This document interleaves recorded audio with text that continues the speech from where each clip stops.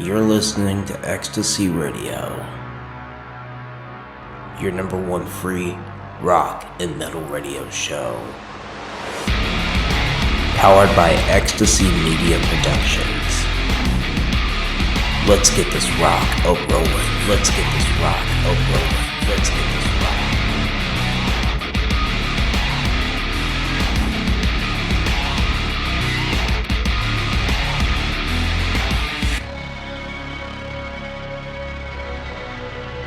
And now for your host, DJ Dog.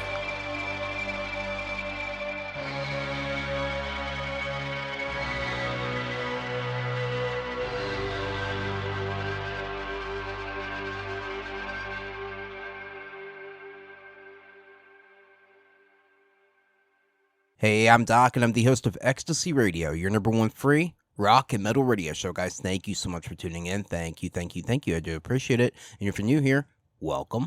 I really don't have a lot of news to cover with you this week, guys, other than later on in the show, I'll be joined by none other than the band XIII Minutes. I had a great time talking with these guys a couple weeks ago, and I think you guys will enjoy the interview. But before then, let's get the rock a-rolling here, guys. As I always say, I've got Black 44 first with their newest single, Again, so I'll catch you guys back here in a bit. You're listening to XIII Radio, your number one free rock and metal radio show. Without further ado, let the show begin.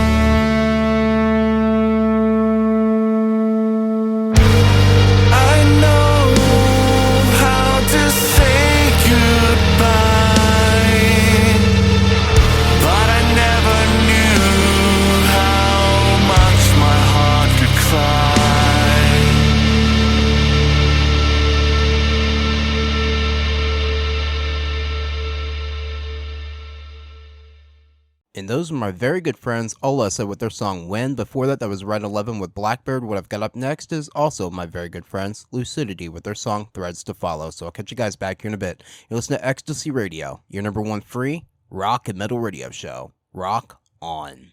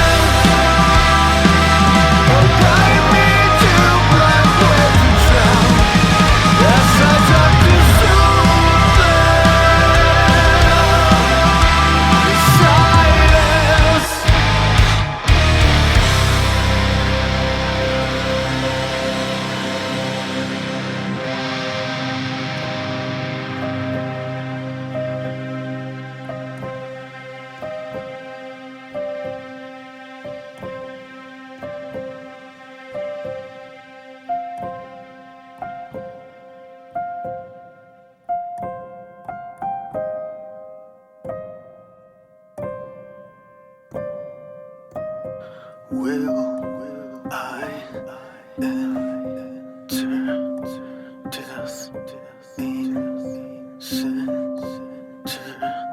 Death leaves with their hands still shiver. Will I enter death in sin? Down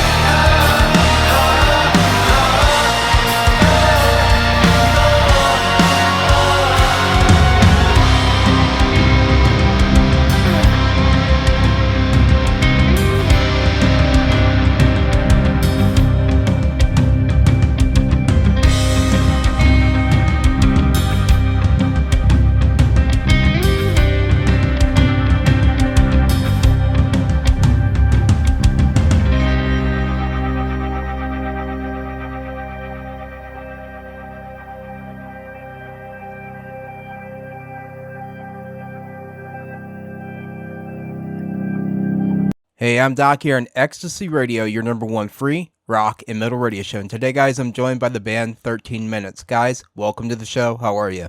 Doing good, Doc. How you doing, man? I'm doing great.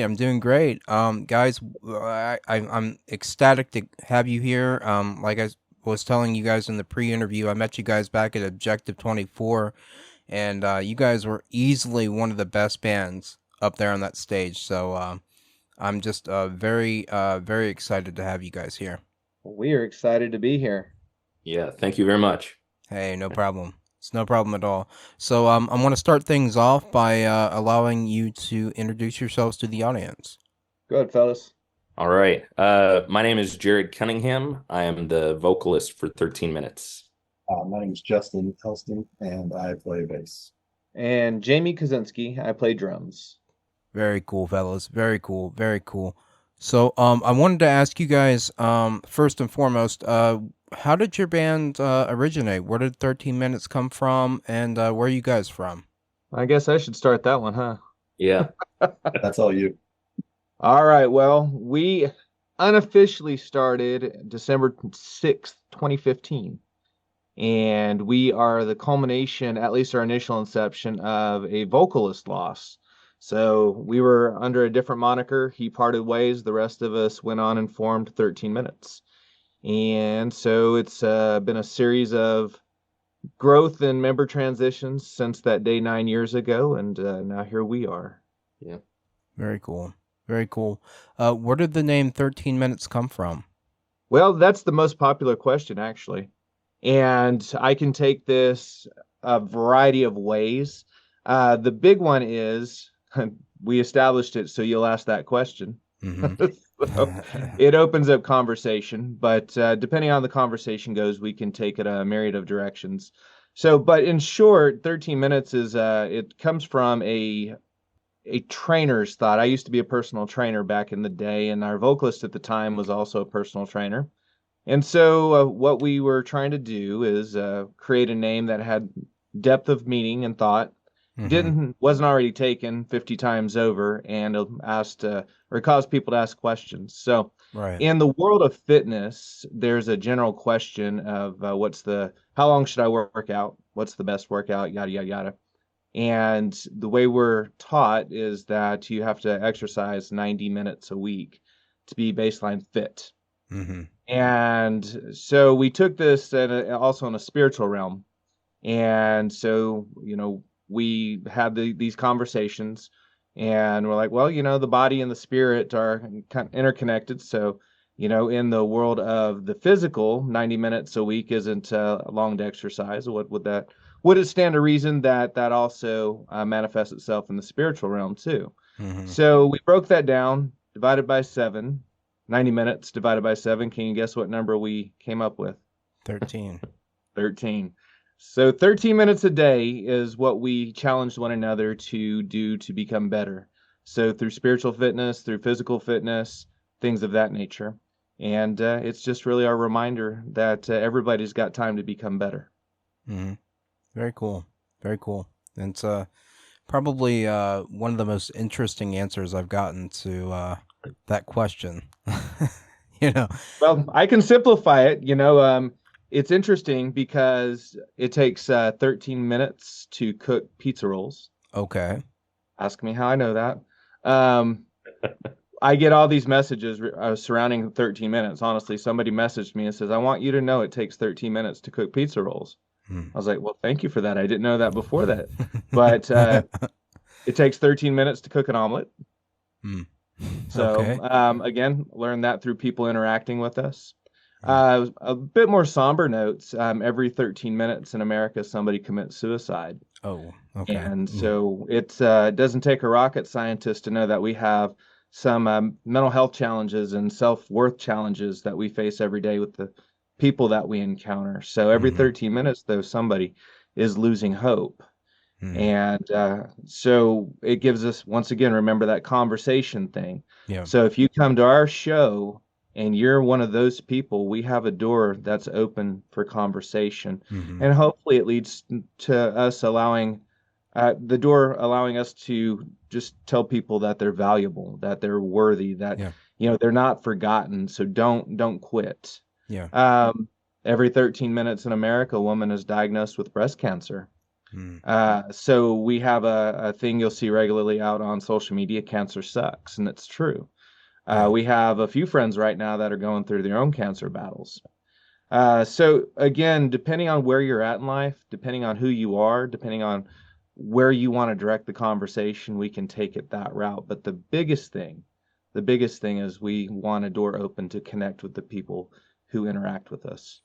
Yeah. That was like I mentioned to you guys earlier. Uh, I met you guys first at Objective 24 and the music industry showcase, Mhm. and I mean, I just approached you guys. I talked to you for a little bit, and we were down there to support Tim Steinruck from the Mighty One.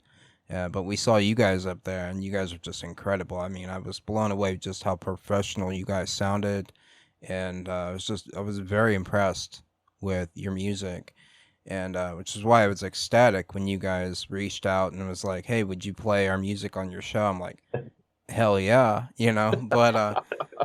but yeah, you guys were very approachable and made good friends with you. And I actually made a comment to Tim. He was sitting in the audience with me, and I was like, I've got to get these guys on the show. But yeah, they're very approachable, and yeah, just reach out to these guys if you guys are having any struggles or anything like that. Reach out to these guys. These guys are an amazing band, and you'll always hear them here on Ecstasy Radio. But guys, to get onto your music, like I said, I know you guys from Objective 24, but my audience was first introduced to you guys with your song Cult Leader. And I wanted to ask you guys about the background of that song. Where did that song come from? Jared, you want to take the floor on that one? Yeah. So when I came into the band now just over a year ago, there were a number of songs. I started as a 13 Minutes fan, and I had played shows with these guys with my other band, and they were just awesome crew to work with. And I remember the first time we met up, we were playing at this small little venue and talking for hours before the show. Mm-hmm. And it was just a great time. So when I was able to actually come into the band, I was not looking to change a bunch of stuff and make it the Jared show or anything like that. I wanted to be able to just add to what was there and make things, whatever I could do to make things move forward. That was my goal. Mm-hmm. And so they had a stack of songs that had not been released yet, that were already pretty well written, pretty well fleshed out. But it was like, we want to get started working on that. We want to start putting those things out. And Cult Leader was the first one that I was introduced to. And right away, the sound of it caught me. I loved the bounce of the song. Mm-hmm. It's got movement to it. Yeah. And it was just fun to listen to. And the lyrics were really, really strong. And I felt like, man, there's definitely like potential for this song to do something. And so I talked with Thomas, and he was sharing me kind of his ideas about like where he was coming from in building the song and crafting it. Mm-hmm. And there again, it's one of those things where there's a lot of layers. You can either take it just at face value and, just talking about a cult and how people get caught up in that kind of stuff. But you also can look at it just at our culture in general, how we follow celebrities, we follow politicians, we follow all of these different personalities and take their word as gospel. Yeah. And it seems like the era of critical thinking is long gone at this point. Yeah. And so many people get hurt in those types of situations. And then from my take on it, I was like, I actually worked in churches. I'm even currently a pastor now, and of a house church. Yeah. And I worked with people that used that type of spiritual authority to manipulate people, to control people, to get money. And I saw, even like in a very personal level, how quickly even something like truth can be twisted and distorted. And it's not always the big thing that's like the obvious lie, because we see it. We're like, yeah, I'm not going to fall for it. It's the little things. It's the subtleties. And very quickly you can get caught up in something without realizing it. And again, people get hurt because of that. Yeah. And so in all of these Yeah. different facets, however you want to look at it, there are so many ways to take the message of that song and apply it to your life and to your experiences. But I felt like just shining a spotlight on that and really encouraging people, like, we need to start thinking again. We need to start really evaluating why we follow the people we follow. I mean, even this election that went on, regardless of what side you were on, I thought it was so interesting, as people were shocked and surprised about the results, talking about, one of the candidates had just run such a stellar election cycle, because look at all of these celebrities that they had endorsing them.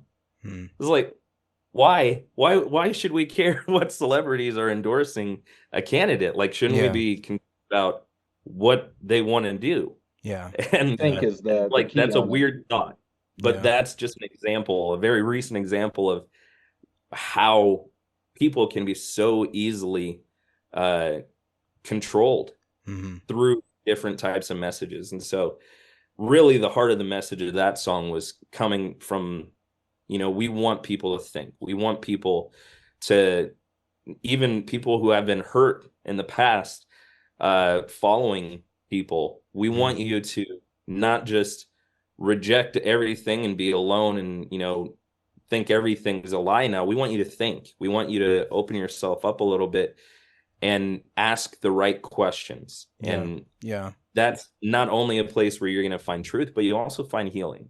So that's kind of where we were coming from. Yeah. You talking about that kind of makes me think about like people that get taken advantage of by so many scams out there.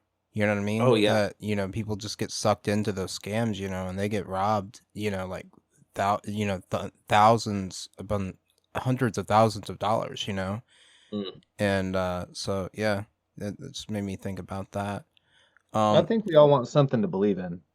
Yeah. And I think the challenge is this: before you go down that rabbit hole, before you posture yourself in full support of whatever it is that you're set to follow, give it a little bit more thought before you jump in.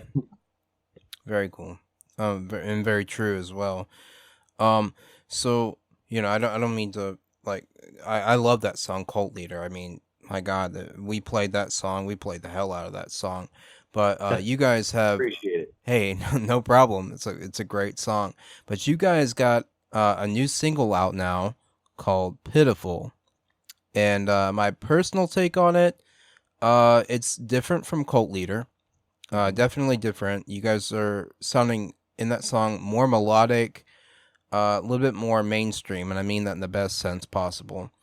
You guys are sounding more professional in this song, definitely, and really, but you guys are holding on to your core sound as well, and it's 13 minutes when you listen to it.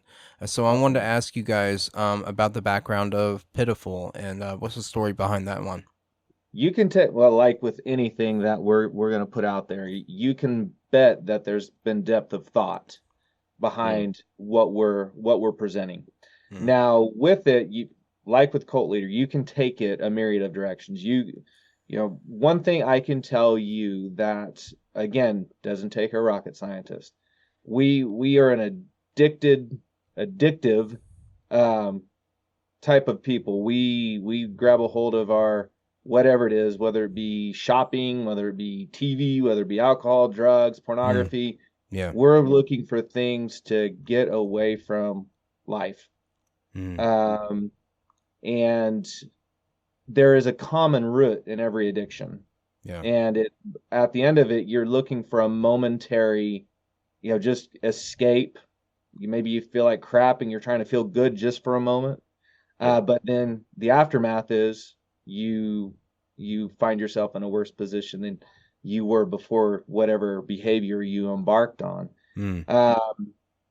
Again, different people have different vices, but the root is typically very similar from one to another, and the result is pretty much the same across the board in its aftermath. So Pitiful really takes, I would say, really takes that and puts it in the forefront. Yeah. I think as far as the musical side of it, this one was a really cool opportunity because, again, it was one of those songs that was kind of being worked on in the background when I first came in. And Thomas shot it over to me. He's like, hey, man, I think this one has got some potential. And so he and I started working out, and it started with melody. Like there was a really strong rhythm to the song. There was a really good drive that was already there. And so I was thinking about how the melody and how the lyrics and stuff will interact with the music. And on my side, like Jamie said, we put a lot of thought into everything that we put out. And I put probably way too much thought into just the nuance, into like all the little details of things. But it's like I want the words that I'm singing to match the intensity that I'm singing them with. I want the feeling that is created to match, like all of these things. All of them are carrying the message of the song. Yeah. And so I'm thinking through that stuff, and Thomas jokes around with me about that song. He's like, it was a good song before you did anything with it, but after that, you added the soul. Yeah, it's true. He says, you put the soul into the song. And that's what I'm trying to do, is to breathe life into the things that we're creating. And so that one, I did have a little bit more opportunity to tweak some of the wording and some of the lyrics in it, and make it a little bit more melodic. And then, man, when we we thought we had it pretty solid, and then we get to the studio, and we get Kevin involved. Oh man, yeah, we went to Reach Studio, and it was incredible because he just had such a sharp mind and was able to take all of these different ideas that we had in these concepts and translate it. Like, we came in with a finished song, and then all of a sudden we get something, and I mean, really within the first hour and a half, we were already coming up with new ideas and fresh things, like the whole O's at the beginning of the song, the choir. Yeah. We had a lot of new ideas. And for those that are listening, Kevin Gates at Reach Audio is our producer, and I call him Evil Genius. Yeah. He really helped. And it wasn't him saying, hey, you guys should do this.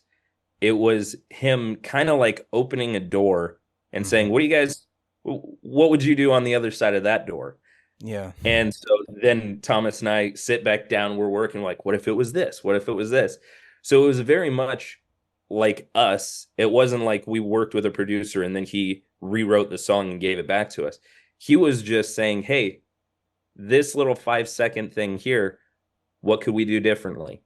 Giving us some different pointers like that. And then we take it and we're working on it and we bring it back, and it's like everything is just continually elevating. Right. I do want to add to that. Like you said, you can tell it. You can tell the difference between Pitiful and Cult Leader. It was such a great experience. Yeah, I want to add to that thought. A big reason why we chose Kevin is because he's worked with so many different genres. Mm. And one of the things that we wanted to do, and we thought Kevin could do it for us, at least inspire it, is we wanted to become more than just a metal band. And so we wanted to bring in some inspiration that would challenge us to think outside of our norm. Mm-hmm. Mhm. And Yeah. fun story. Do you remember Afro Man, Yes. the Yes. rapper? Yes. Kevin worked with Afro Man. Did he? And Yeah. yeah, Yeah. so that tells you kind of, some of the talent he brought to the table to challenge our thinking. Right. And then that's why you hear a lot more of the pop in it and a lot more polished, because Kevin understands the radio output. Mhm. If Mhm. if it were to go that route, and so he helped us consult. What is it? 3 minutes, 10 seconds. Oh yeah. Yeah. Very directional, not a wasted note. But we have to definitely thank Kevin a lot for challenging us beyond our own limitations. Right. Yeah. Absolutely. That's a better word for it than what I meant before when I said it was more mainstream. Uh, what I meant is it's a lot more polished. And Mhm. you guys, with that single, what it felt like when I heard it was you guys were putting your foot down as a band, and kind of like, this is who we are, I like and that. this is what we sound like, and this is what we're about, and I love the song itself. I mean, I was just like, yeah, the boys hit it out of the park this time, Thank you. So you guys definitely did. You're welcome. What has the reception of your work been like so far? Oh man, after 9 years of doing this, after 9 years in different seasons, Mm-hmm. everything, when I look back anyway, just, I cut these in sections. I cut these in sections. Short story of how we got here, sitting with Jared and Justin is, about 4 years ago, we had a massive fallout as a band. Mm. And after a 5-year build, after a worldwide album release, a number one single, we ran out of steam. The band started to break, and honestly, here I was left with 5 years of history, 5 years of work, wondering what I was going to do with it. Mm-hmm. And I wasn't sure, to be honest with you, if I had shut it down at that point in time, and I would have had a good run. We got to do a lot of great things, and we had a lot of great success with our freshman album. Um, I just wasn't sure, so I went off and did some other things. And after a little time away, after a little time to heal, clear my mind a little bit about everything that happened, I'm like, dude, no. I got so much invested into this. I don't want it to end like this. Um, so let's just see what would happen if we did it again. And I wasn't sure, to be honest with you. One thing I did know, I knew we needed another vocalist. He just was Our old vocalist just wasn't in line and in tune with what needed to happen next as a band.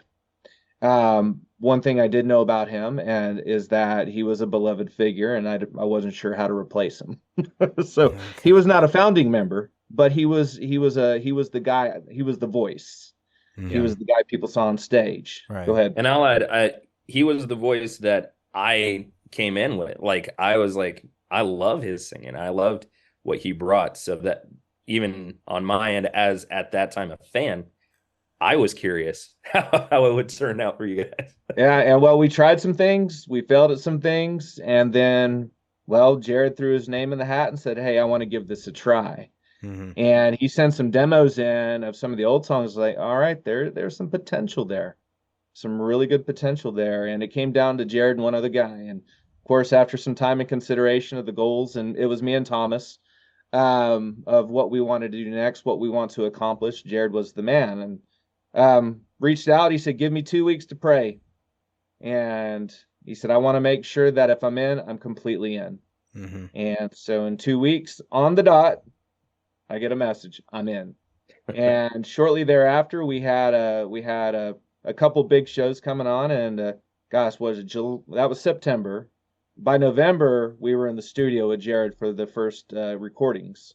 Mm-hmm. Yep. Um, they didn't get the first one, of course, Cult Leader didn't get released until July or June, and I'm honestly holding my breath at this point in time, going, let's see.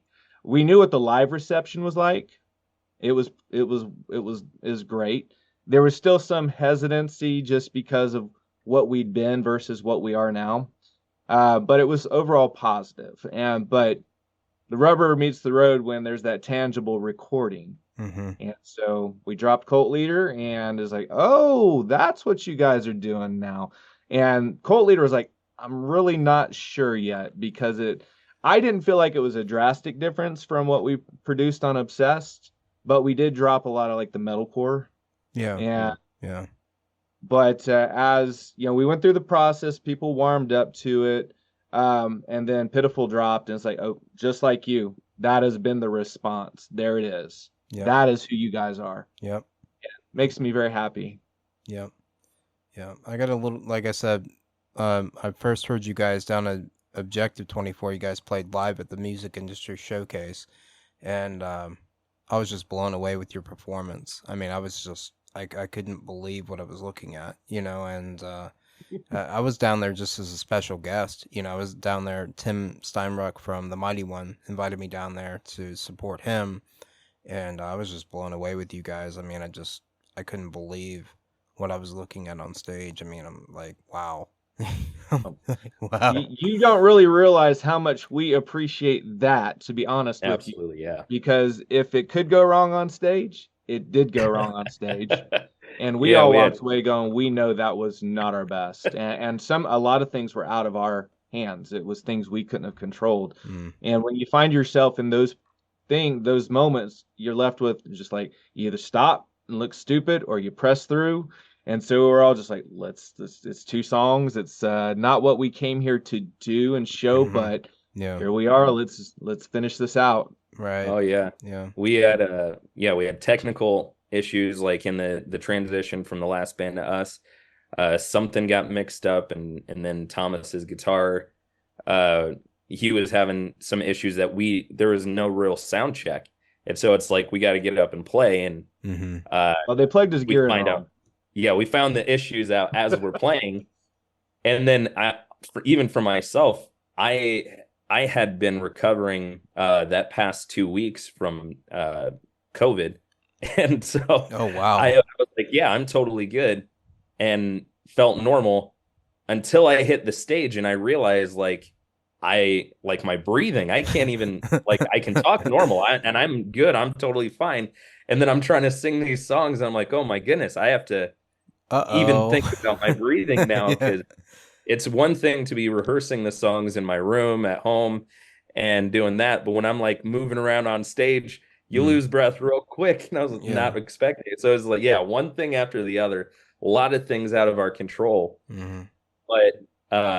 But I was very happy with the crowd response even that night because it was Mhm. like, yeah, you know, we maybe didn't play to what we knew that we could have done, but what we did do was engaging with the people that were there. Yeah. And that's always at the heart of what we do everywhere we go is like, you know, we want to connect with people Mhm. and we want to create moments.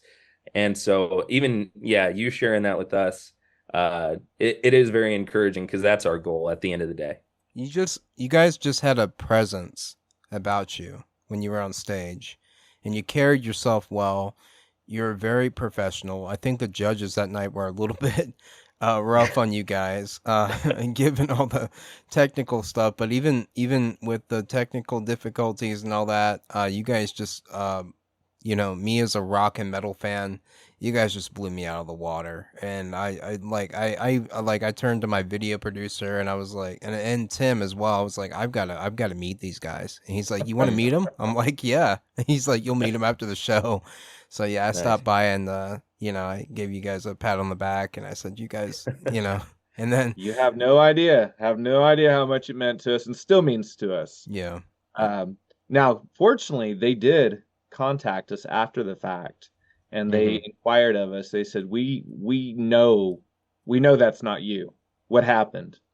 And so I was able to share with them what we found, and they apologized profusely for it. So Mhm. hat tip to the Objective for following up with us Yeah. to That's really cool. rectify a bad situation. Yeah, that's Because really cool. the judges did rematch. Yeah, yeah. They put you guys through the ringer, and I'm like, they were sitting there kind of reaming on you guys a little bit, and I'm like, but these guys were amazing, But It's all subjective, man. It really is, and Yeah. that's the cool thing about it. yeah. But you guys did a great job, and I was very impressed with you guys. And when you guys reached out to me with your single Cult Leader, I was just I couldn't have been happier to have heard Awesome. from you guys, and now I've got you guys on the show, which is awesome.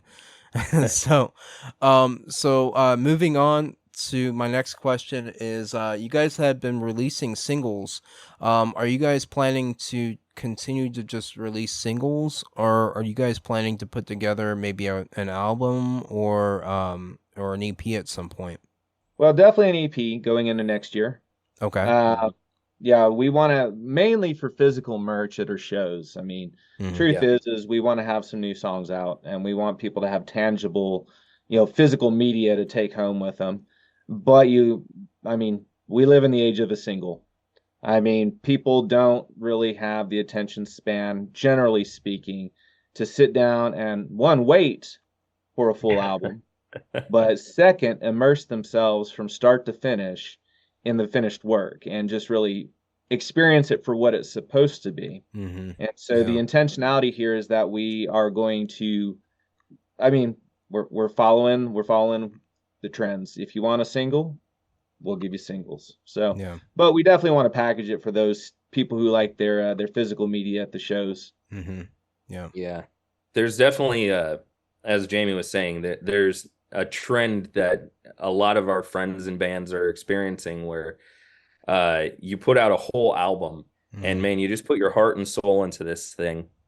And the radio single, whatever the lead single was, like people hear that one, they'll hear maybe one or two songs after that get played out. But by the time that you're ready to like, all right, let's talk about the fourth song. Let's talk about, get a little deeper into the catalog there. People have already moved on to the next one. And it's the culture that we live in right now Mhm. because it's so much easier for bands to record. It's so much easier for artists to put their stuff online and put it out to the masses. And there's pluses with that and there's minuses with that. And one of the downsides is that it does create such a quick turnaround that an album gets lost in the mix. And so if we really are doing everything we can to create a full piece, we want each of them to be heard. We want each part to have its time. And so taking it a little bit, it's interesting because we're able to put out more music on a regular basis, Mhm. but we're not putting out as much at one single time. And so Yeah. it's just a different approach. But again, the plus side of having that album or that EP is you can't sign somebody's Spotify playlist. You can't, you can't have those types of tangible things. And I mean, I've actually gone back to buying albums, buying actual records Mhm. because my Jeep doesn't have a CD player anymore, but I still want to hold something. I still want Yeah. to, and I Yeah. display the album on my wall. And now it's even the album art is special. Mhm. So it creates opportunities. Every challenge is just an opportunity to come at things a little bit differently and adapt. And Mhm. that's really, as we're putting music out, that's what we're looking at. Yeah. Vinyl's coming back too. Oh, Yeah, Yeah. I will tell that's you what I'm if talking the about right vinyl here. will be a little bit more affordable, we'll have some vinyl available. I'm exploring my options. Of course, you have to have it mastered for vinyl, so there are extra Yeah. steps you have to Yeah. take Yeah. before you don't just send it over to whatever production company. You have to go and have it remastered before you can do that. Yeah. Yep. Yeah. And it's sad that the days of the album are gone, but I just wanted to ask you guys, kind of what you guys I wanted to ask you that what's your plans going forward. But You guys have been putting out a lot of lyric videos though Mm. on YouTube, and I watched them. And do you guys plan on actually filming any like actual music videos for your music? Well, I'm glad you asked that. We are in talks right now as we speak. We have a big campaign coming up in 2025 Mhm. that a lyric video will be part of it, but it won't be sufficient to Yeah. really relay the message that we're working on with this next single. Mhm. Okay. So it's in the works. It is. Yeah. Yeah. Early next year, we're busy. Mhm. Oh. Say the least. Well, I'm glad I got you on the show now. But that's really cool. I can't wait to see it. What you guys are working on. So like I said, my audience knows two of your songs, Pitiful and Cult Leader.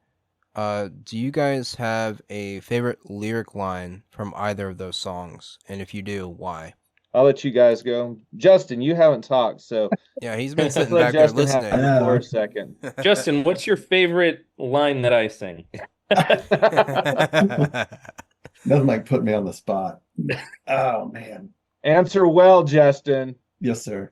Um, oh, that's actually kind of hard to answer. In that, I mean, it's all really good, but lately with Pitiful, I've been like just pushing that song as hard as I can with everybody, and that whole, I'm gonna get it wrong, that whole the chorus where if oh man, help me out here, Jared.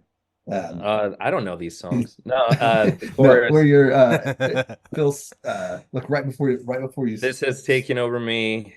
Uh, it feels wonderful, then low. That's that just how the story goes. It's so pitiful, I know. that it feels so wonderful. Like that really caught me because I know a lot of people that suffer from addiction in some form, and it paints a picture. Like that line this week, it's that line. But Mm. ask me again in an hour, and it'll be like, well, I just heard cult leader, and like I'm sure my office mates are maybe a little tired of hearing 13 minutes because Or that's they're super fans at this point. that. Yeah, there Yes. you go. But yeah, right now it would have to be that just because of the mental imagery that it paints. I mean, the lyric video is awesome, but then like I picture the whole scenario in my head. So that would be Yeah. my favorite line right now. Okay. Yeah, that was actually one of the tweaks from the original that I had made. Because the original line was "It feels wonderful and low," and that's what I'm saying. I overthink stuff, but it's one word. It was a tiny little shift.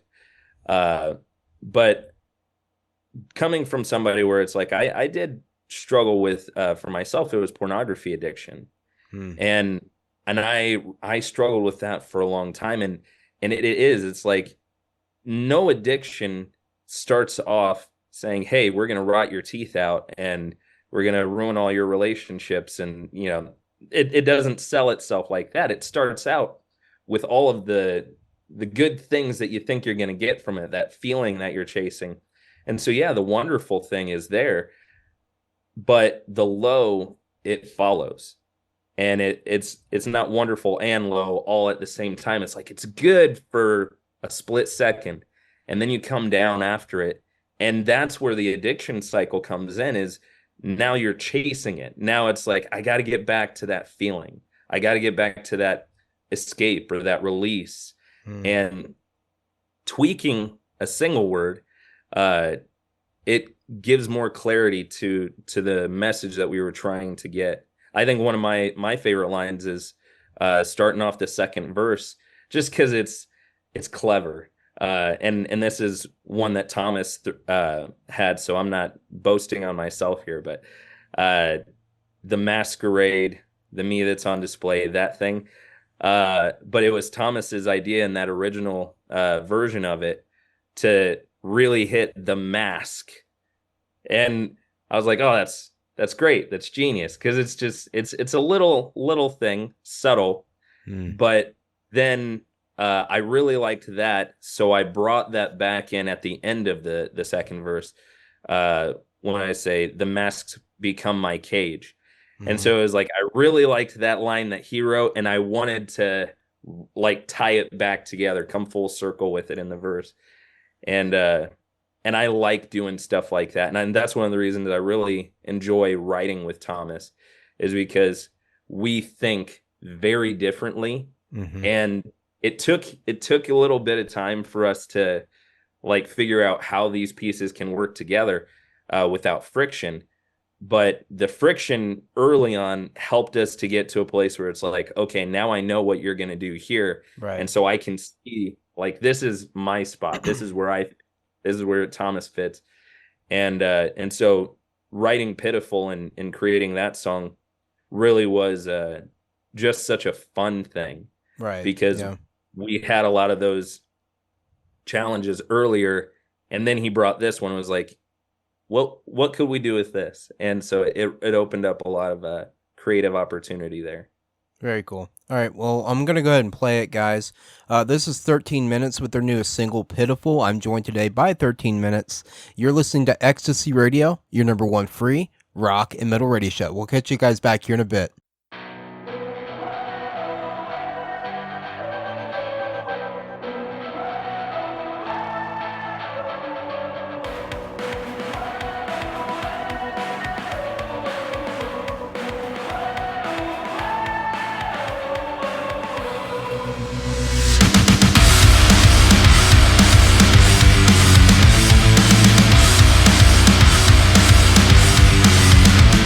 Deception, a guide.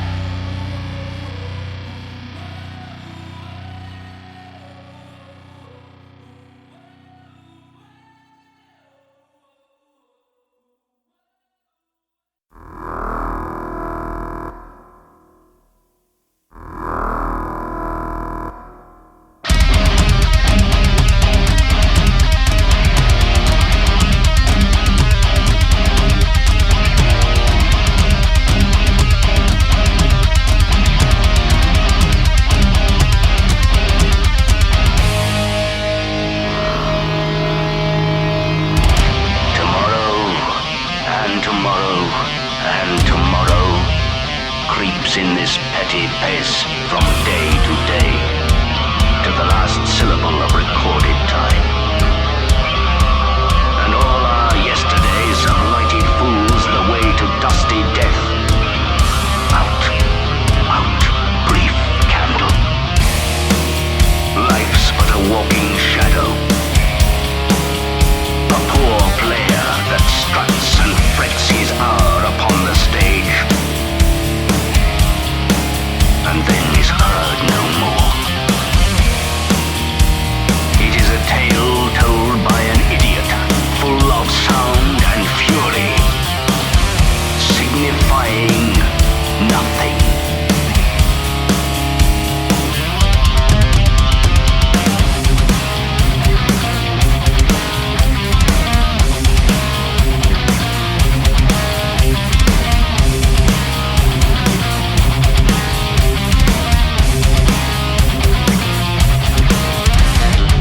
One day you see me crying.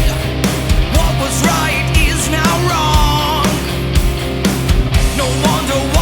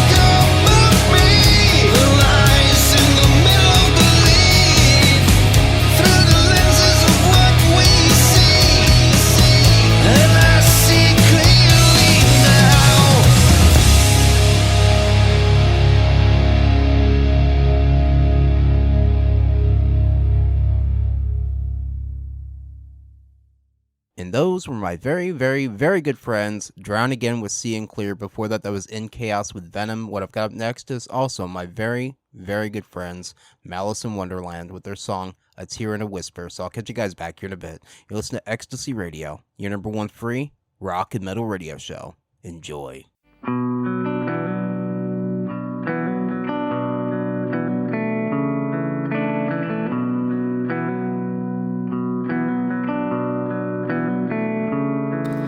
The leaves are falling down, shattered glass around. The saints and sinners have left the town, left this town.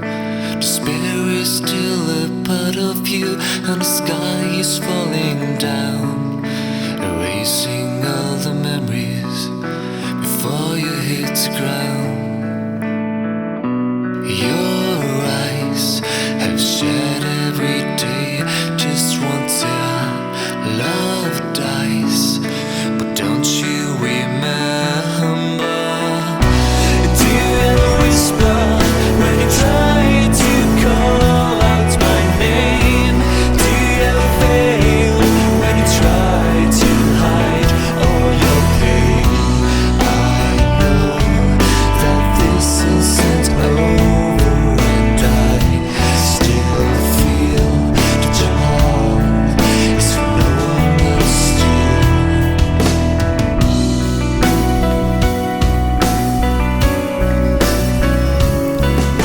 The sun has turned to black, and the breath is turning cold.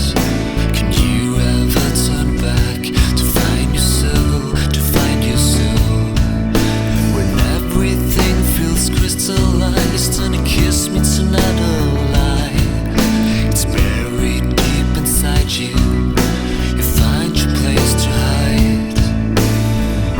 Your eyes have shed every day, just one tear, love dies, but can't you remember? Do you ever whisper when you try to call out my name? Do you ever fail when you try to hide all your pain? I know that this isn't over, and I still feel that your heart is misunderstood.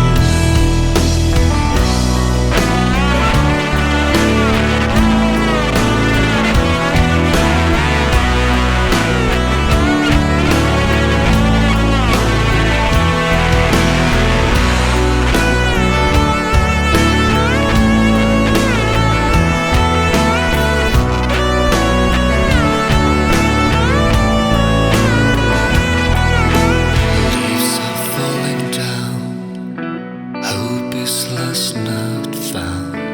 Is it time for me to leave the town, to leave this town? A tear and a whisper in the night, you watch the sky fall down, afraid to face the shadow and shed your tears and drown. Do you ever whisper when you try to call out my name? Do you ever fail when you try to hide all your pain?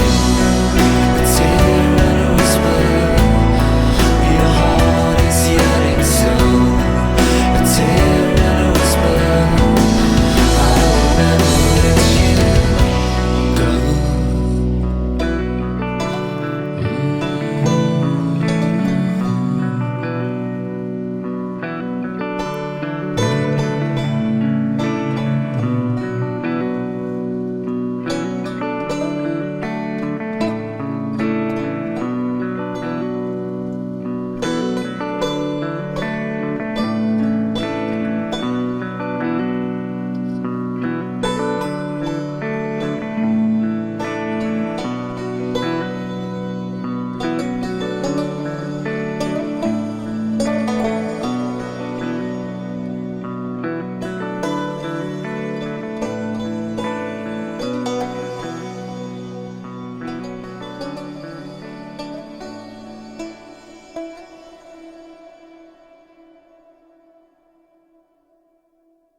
Hey, I'm Doc here on Ecstasy Radio, your number one free rock and metal radio show. And today, guys, I'm joined by the band 13 Minutes. So, guys, who are your musical influences? Current, past, I would say right now current. Jared could probably already tell you. Yeah. Parkway Drive, man. That's my muse. From Ire to Reverence to this newest album, I can't get enough of Parkway Drive. Kill Switch Engage, another huge influence on me. Yeah. Early on, probably was big on White Zombie, Korn, bands like that from the mid to late 90s. Yeah. I think my influences started very early. My first favorite band, not my current, but my first favorite when I was a kid was Bon Jovi, and that's what got me into rock and roll. Also, Bill and Ted, the Bill and Ted's Bogus Journey at the end of the movie where they play God Gave Rock and Roll to You, Kiss's version of it. I was like, that's what I want to do. And then as I got older, I got into some of the heavier stuff. So anywhere from like Project 86 to I really love Norma Jean, Maylene and the Sons of Disaster. So heavy stuff. I like even Slipknot. I'm from Nebraska, so Slipknot's right across the river here in Iowa. Yeah. They were really big influence in our area. And then just vocalists, I love Koya and Cambria is one of my all-time favorite bands. Claudio Sanchez is just one of the greatest vocalists. But I also, again, going back to the old school stuff, Steve Perry from Journey is incredible. And Bon Jovi. I love Bon Jovi. Like I love people that make you want to sing along with them. Even if you can't hit the note like you want to. Yeah. And that was the thing I was always trying to do growing up, was sing along with them, and eventually got to a point where I could sing along. And I think probably the last big influence would be Demon Hunter, as far as like my growls and my screaming and stuff like that. That was being a teenager, blasting my CD player while I was in the shower and just teaching myself how to do what he did. Very cool. What about you, Justin? So I grew up listening to Motown and just those like groovy bass lines. I mean, I was like, what is that? So it kind of got me interested in playing bass. And then from there I discovered, cliche answer, Primus. Like Les Claypool's a huge influence on me.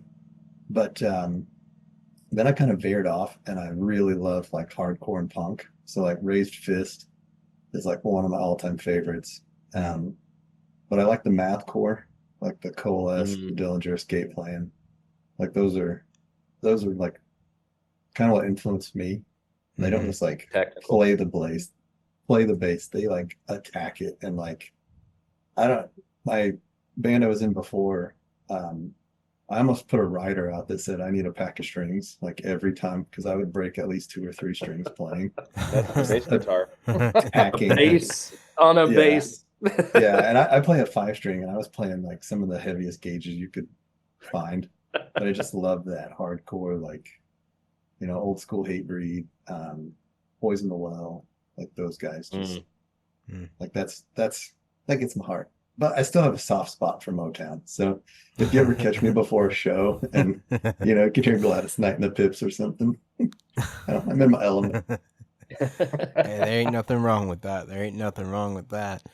So who inspired you guys to start writing and playing music to begin with? When I was a wee lad, I opened this album. And this album has influenced many of wannabe rock and rollers.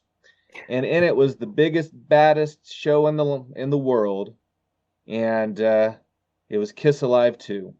Knew nothing about the sound. All I did was open that album because my stepsister had it. And I looked at it and said, that's what I want to do. Everything else went out the window. That's what I want to do.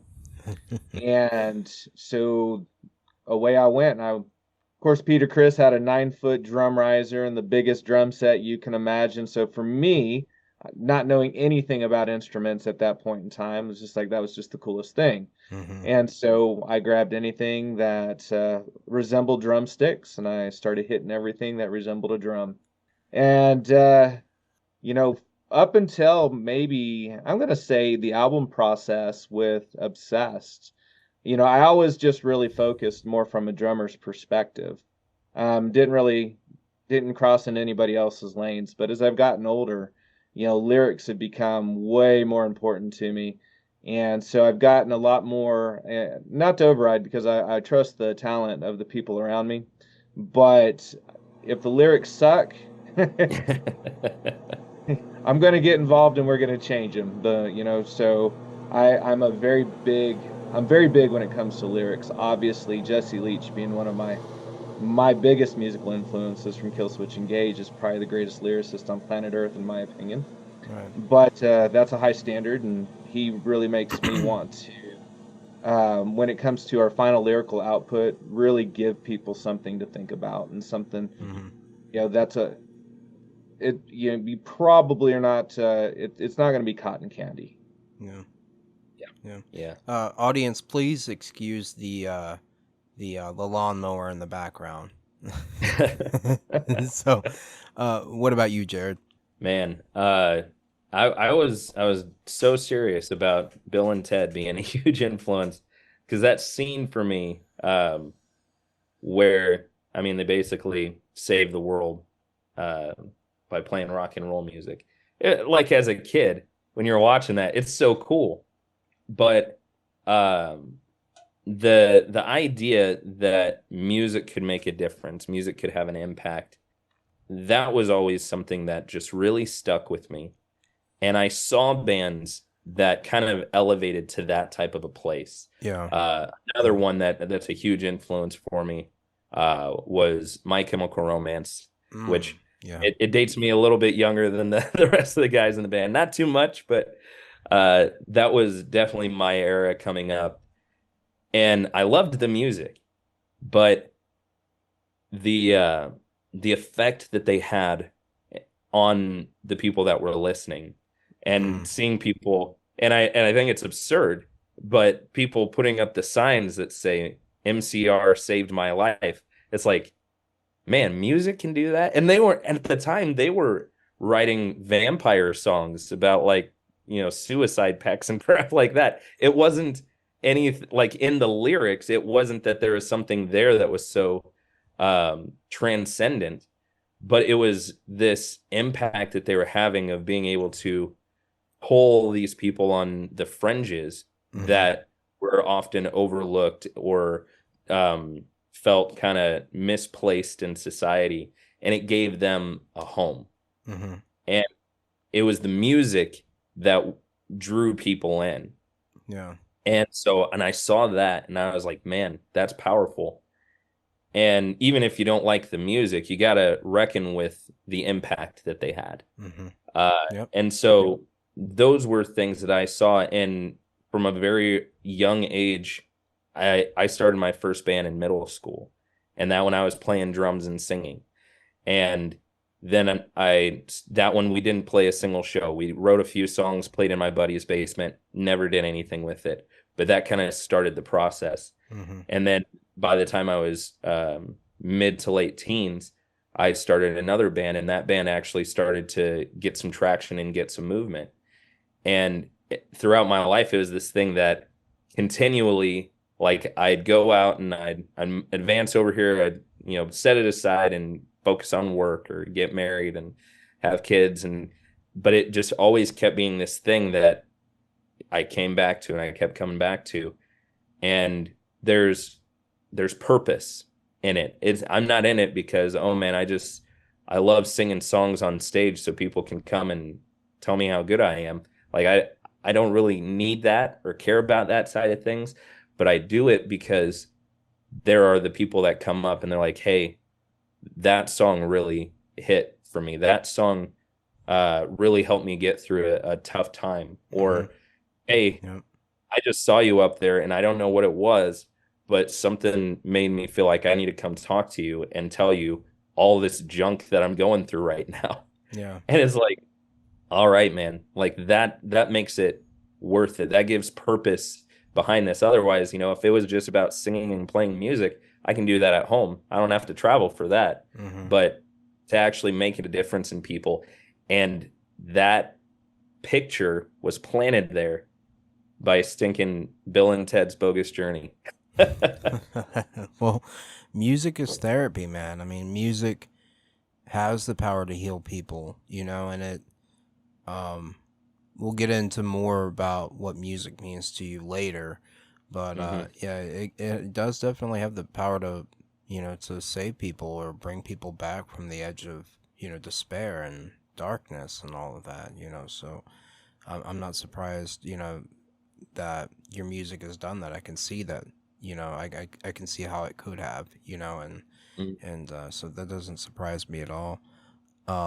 Justin, who inspired you to start writing and playing music in the first place?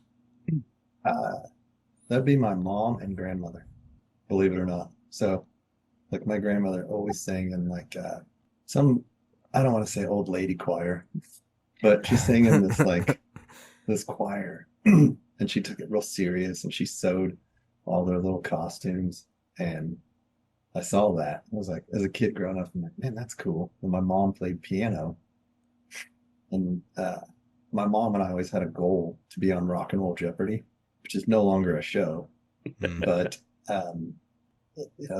they introduced me to music as a young kid, and I grew up back when MTV stood for music television, and they had videos. So I'm showing my age here.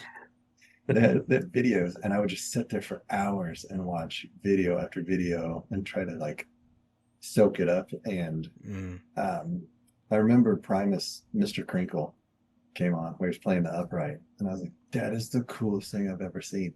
And I don't want to say how old I was.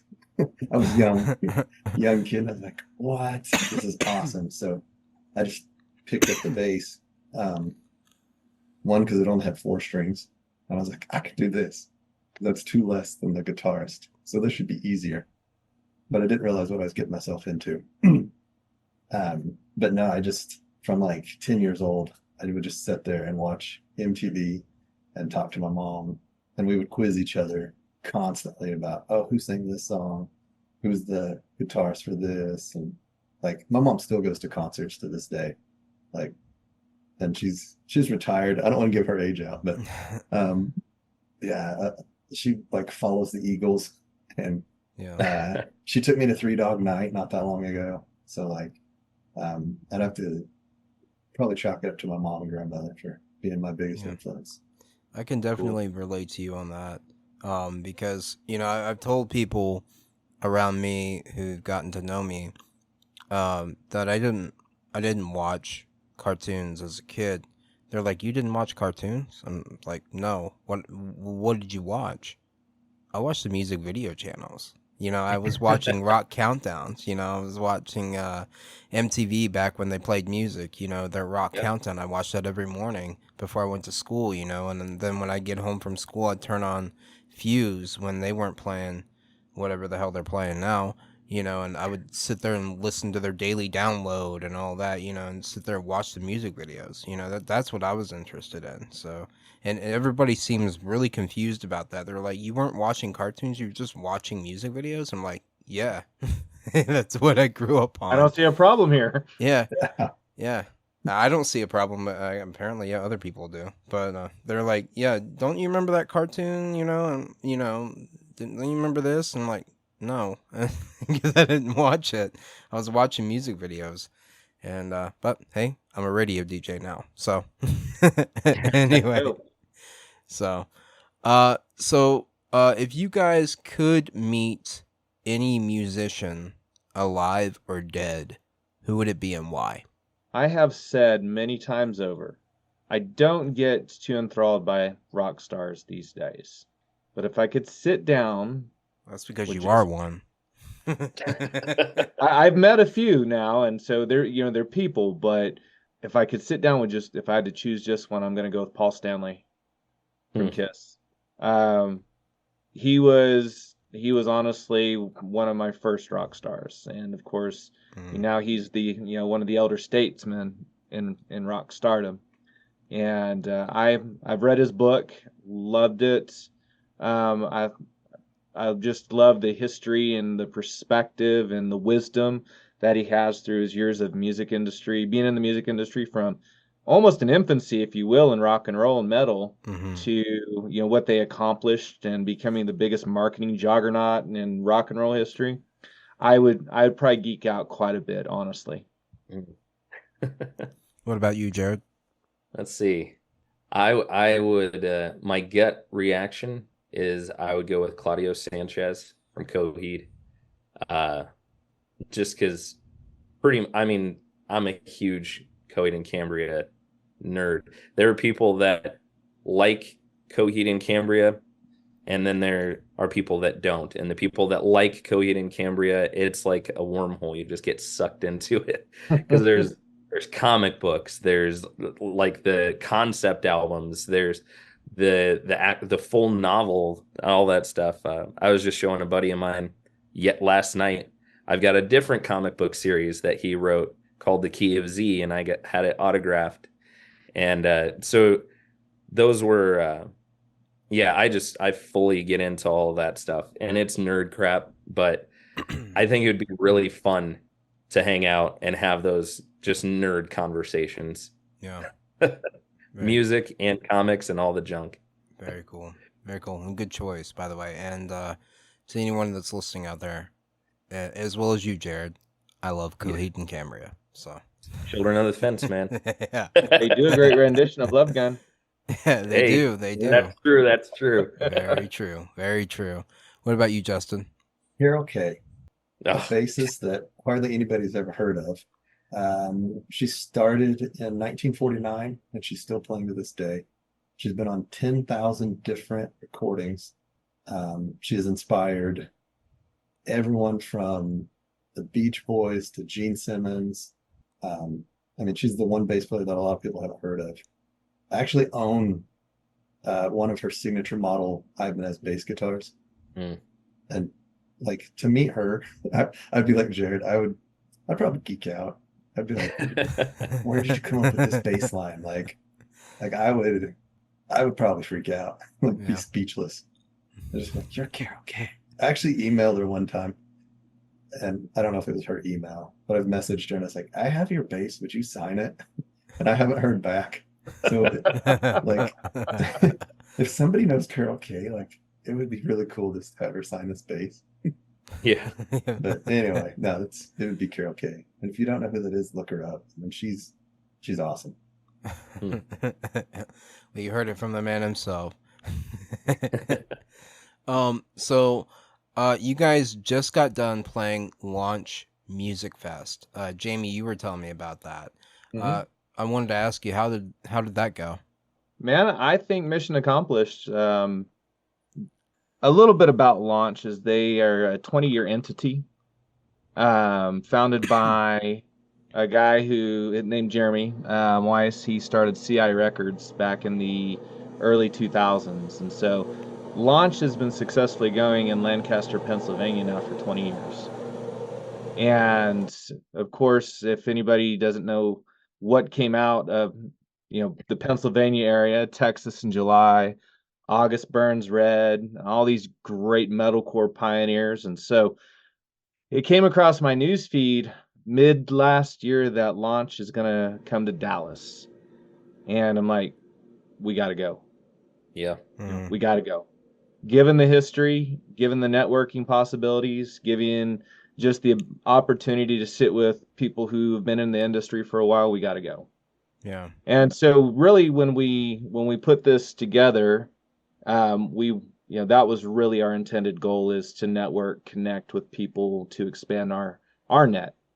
And so in that, I would say absolutely 100% mission accomplished, and met a lot of great people down there, and a lot of people we don't cross circles with. And I think that was one of the most valuable parts of it. And then, of course, we had the most amazing friggin' chicken wings. Oh, man. Me and Jared are sitting there after the show. The owner of the venue were playing. He looked at us and says, you're gonna love my food. I'm like, all right. And of course, so we're like, we're in somebody else's house, so we're gonna be courteous. No, he was right. He was right. And but we got to hang out and spend time with the venue owner, talk with him. They want us to come back. Yeah. And we'll see what other opportunities present themselves as a result. Very cool. Yeah. Very cool. Are there And any... that's Oh, go I ahead. was going to say what Jamie hit on there is such a true aspect of what we do that I would say a solid 9/10 of rating the success of a run or a show or whatever is how good the food was. That's true. In Nashville, mean, speaking of, ooh, I don't know. I forget still what was talk the name about of the food truck out there doing the Nashville Hot in front of the Objective. ooh. Yeah, we were all, the only regret any of us truly have from the Objective is we didn't get the second helping. So, Yeah, that's why we're here. Yeah. Well, yeah, when I was there at the Objective, yeah, Tim he took me with him, and that is as far as I'll go. It was a hell of a night, and I didn't get home until 6 o'clock the next morning. That's as far as I'll go on that. So, but yeah, it was a great night, and I had a blast, and spent time with you guys and the other awesome bands that played there, and yeah, here we are, Yeah, funny how things work out, huh? Yeah. And so if you guys could perform with any band or artist, past or present, who would it be and why? Say it, Jamie. Do I have to say this? Parkway Drive. I was gonna, yeah, that was my guess. Have you seen their stage show? I've seen it. Is yeah, awesome. Anyway, me and Thomas were down in Dallas last year catching them, and great show. They were with Memphis Mayfire. I caught them a couple years before that with Killswitch Engage.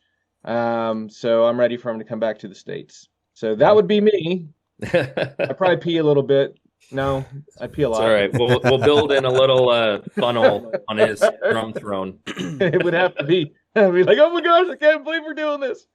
Yeah. I think for 13 minutes, that would be the show. And Jamie, like he's the fanboy for those dudes, but sonically and musically, it's like that is where we would want to take this, is that level. And they're the best in the biz right now in their lane. And if we could get on a stage with them, I think that's the goal. Yeah. Yeah. What about you, Justin? I would agree with those two. I mean, as a band playing with Parkway Drive, that would be awesome. Now, personally, I'd like to play with Motorhead. Just to play on Lemmy's set. I mean, that thing is so loud. But as a band, like Parkway Drive, just Jamie introduced me to him. I'd have to say one of my new becoming addictions is Parkway Drive. That's your fault. You become. It's pitiful, I know. Again, great vocalist. Leader. Such a dynamic vocalist. Love it. Like that's the thing that always pulls me in is, I mean, there are bands where it's like the guitar player is the band. And that's cool, but it goes so far with me. But man, when you've got somebody that just embodies the sound, and it's like, yeah, that's distinct. Yeah, that sets you apart. And yeah, they do it. They've got it. Winston, and he just liked one of your posts, didn't he, Jamie? He did. Again, about Pete. Very cool. A band that reminds me of you guys a little bit, not really, I guess in their sound a little bit, and I kind of expected you guys to maybe give them a shout out, is the band Red. Yeah. You know what? Let's give them a shout out now. We like Red as well. Yeah. They kind of remind me a little bit of you guys, not too much, but I could see you guys sharing the stage with them. You wouldn't be the first to say that or make that comparison, actually. Really? There's one particular album, I can't remember which one it was, but they really leaned into the symphonic stuff. I think it was like their second or third. Yeah. And that, I when I heard that, and I think about some of the things that we have talked about and some of the different elements that we want to continue just to build into, I was like, that's actually something that I have drawn on for inspiration. I can't think of the name of the album right now, but they're definitely in that crew for sure. Yeah. I expected you guys to say them when I initially got into this interview when I was going to ask that, but Mm. yeah, you guys remind me not terribly, but not in somewhat yes. You guys remind me in sound, but I think in your core and your ideals, Red comes to mind. I would agree with that. Yeah, we run in the same circles for sure. Yeah. Beauty and Rage is the album I was talking about. So. Okay. Very Red good. puts on an amazing stage show as well as, and their art, it's much more than just their song. They put a lot into their imagery and just a lot of thought-provoking elements to it. So I could see that. Yeah. All right. So, moving on.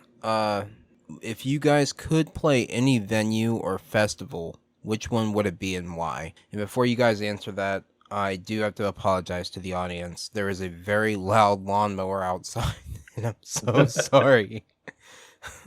I'm so sorry. I can't do anything. We about can't hear it. from here. You can't? All right, so No. I'll go ahead and override whatever they're about to say because there's one answer, and it goes back to what I said before. Any festival or concert that they do on the cruise ships, like when they do like the big cruise tour and they bring out like 20-30 bands and they just go away for a week, and it is 100% because of the food. So, Well, I mean, there is a lot of food on a cruise ship. That is true. dude, That it's true. amazing. I love it. So yeah, whatever they say is irrelevant after that, but We'll roll with that, even though I was going to say Wacken. oh yeah, Ooh, yeah, that's a good one. Germany. What about- That's Get some good. schnitzel. Yeah, that's That's good food. Yeah, one venue that I haven't heard yet anybody answer on the show is Red Rocks Amphitheater. And Yeah. that is a great venue. Yeah. Or They just do what they do. They're like the little venue that could, though. They don't make a lot of noise, but it inspires awe for every artist that goes there. Yeah, I mean, I think it's more of the setting rather than Yeah. the actual amphitheater itself. And then you got the Royal Albert Hall Beautiful. in London. Wimbledon, dude. Yeah, that too. That would be sick. I saw the Foo Fighters. I've got the Blu-ray of Foo Fighters at Wimbledon, and man, it's incredible just seeing that many people.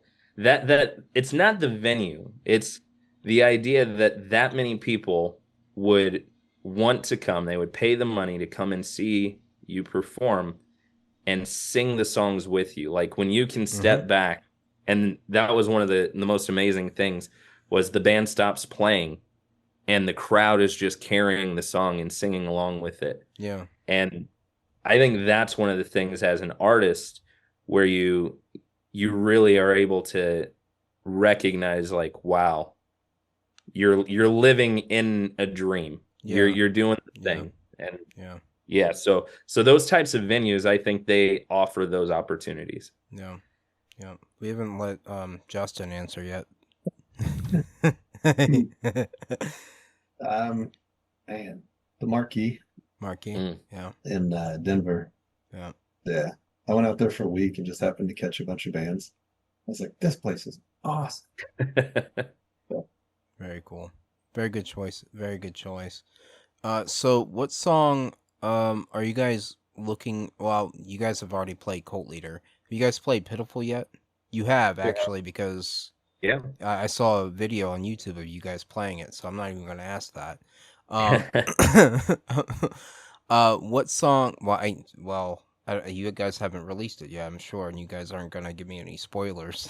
I was going to ask, what song are you guys looking forward to playing?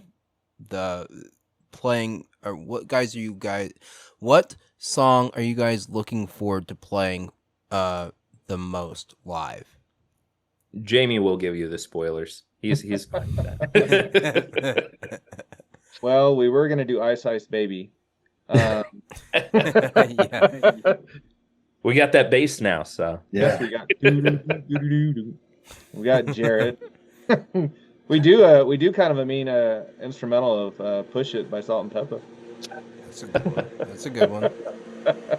Nah, dude, we're moving slow with our song output to make sure that we can transition it to the stage the way it needs to. So going into this next year, we're not going to introduce a ton of new music into our set. We performed Stay, which is going to be the next single. It will be the one that we do add to our set next year, after full post-production is completed. But we did perform that for the first time last March, and it was a pretty amazing moment.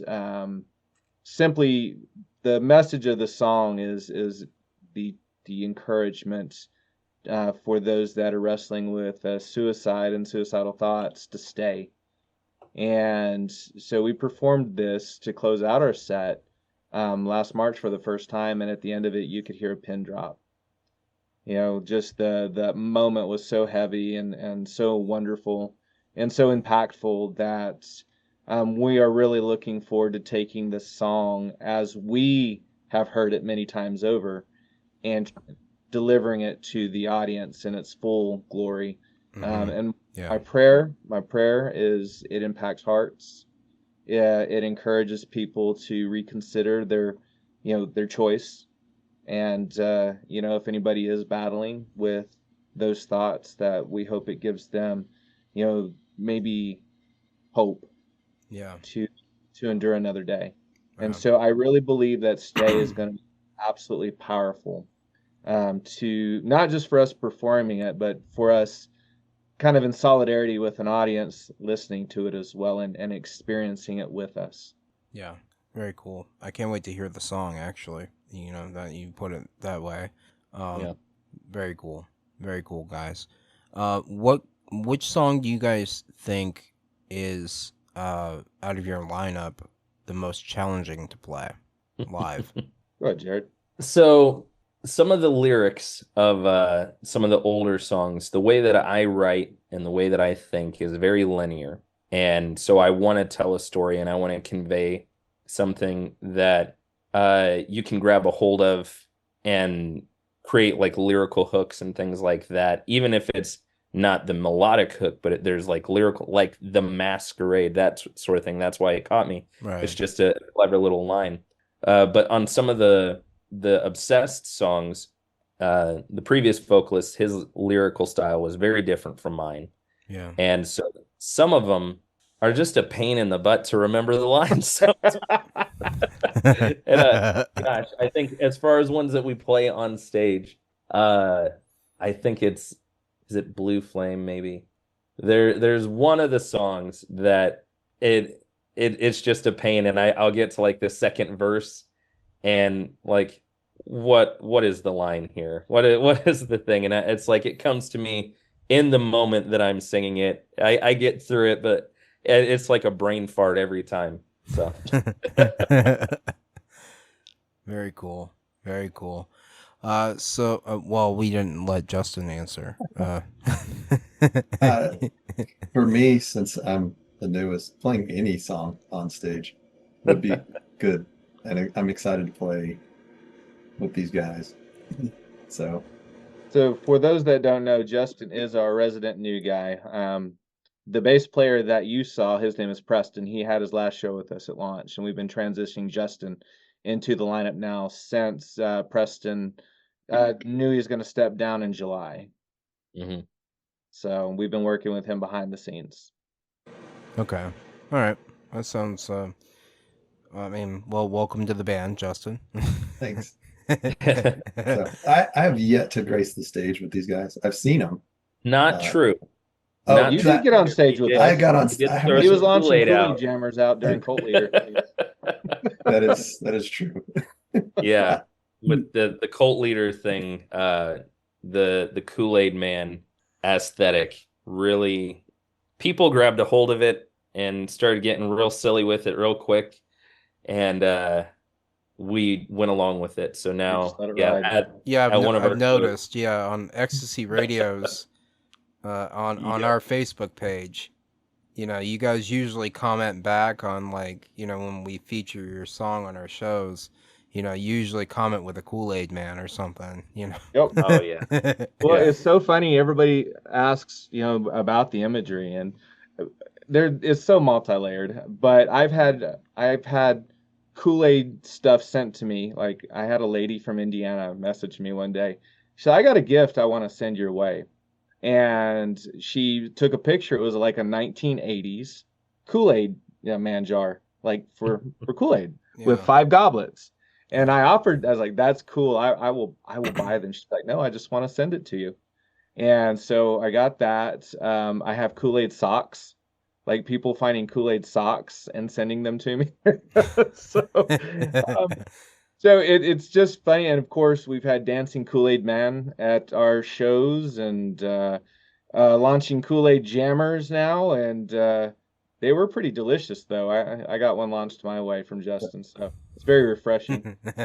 And so it Cult Leader has taken on a life of its own. I like to say that we controlled the narrative, but that would be a lie.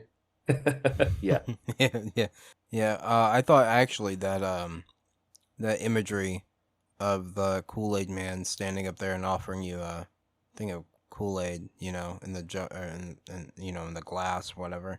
I thought that imagery was perfect for the song, and I thought that it was very symbolic and very impactful image actually. If you look at it, I mean, it looks cartoonish, but I think my video producer, if you can put that up at this point in the show, please put that up there so they can see it.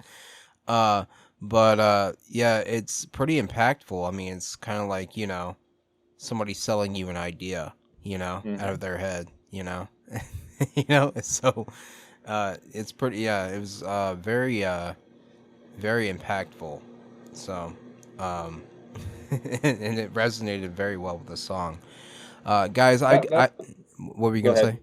I'm sorry. I said that's the big idea. Believe it or not, it goes back to the audience. We had an artist send us that. We had a different idea, and you know, a buddy of mine says, "Hey, Jamie, check this out. I was just inspired listening to the track," and like that's it. That's the mascot. Yeah. And so you know, he showed it. I ran with it, and here we are. Very cool. Very cool. Well, guys, I hate to cut this off, cut the conversation off short, but I do have to play the next song. I love talking to my guests, as always. The next song is from my very good friends, Egypt Central. And, I'm going to be playing their song, White Rabbit. So I'll catch you guys back here in a bit. I'm joined today by 13 Minutes. We'll catch you guys back here in a bit. You're listening to Ecstasy Radio, your number one free rock and metal radio show. Enjoy. Your magic white rabbit has left its writing on the wall. We follow like Alice and just keep diving down the hole.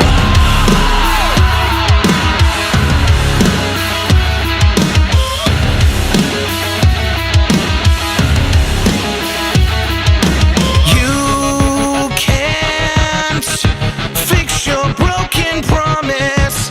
Our ties have come undone.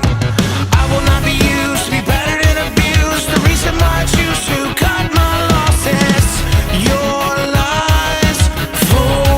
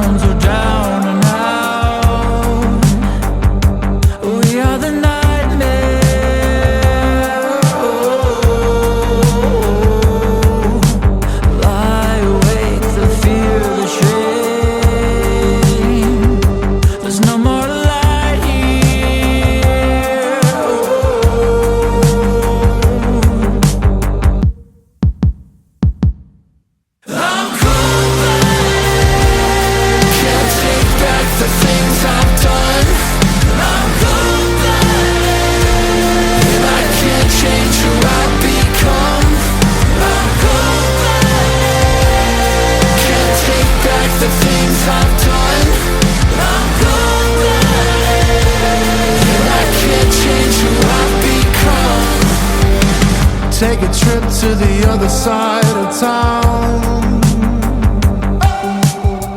Take a spin with the devil now, now.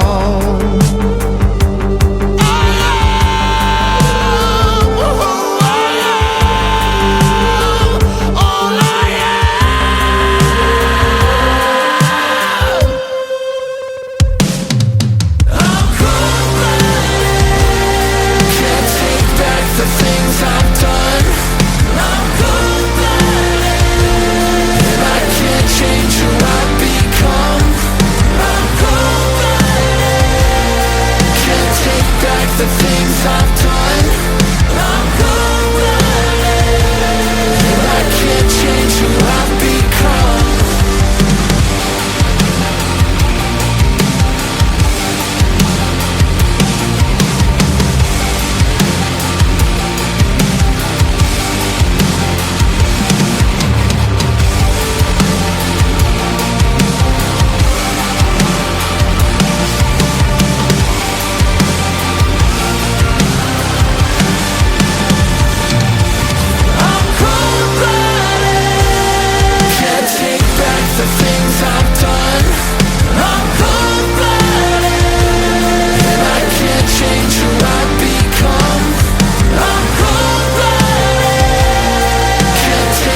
The things I've done, I'm cold-blooded, and I can't change who I've become.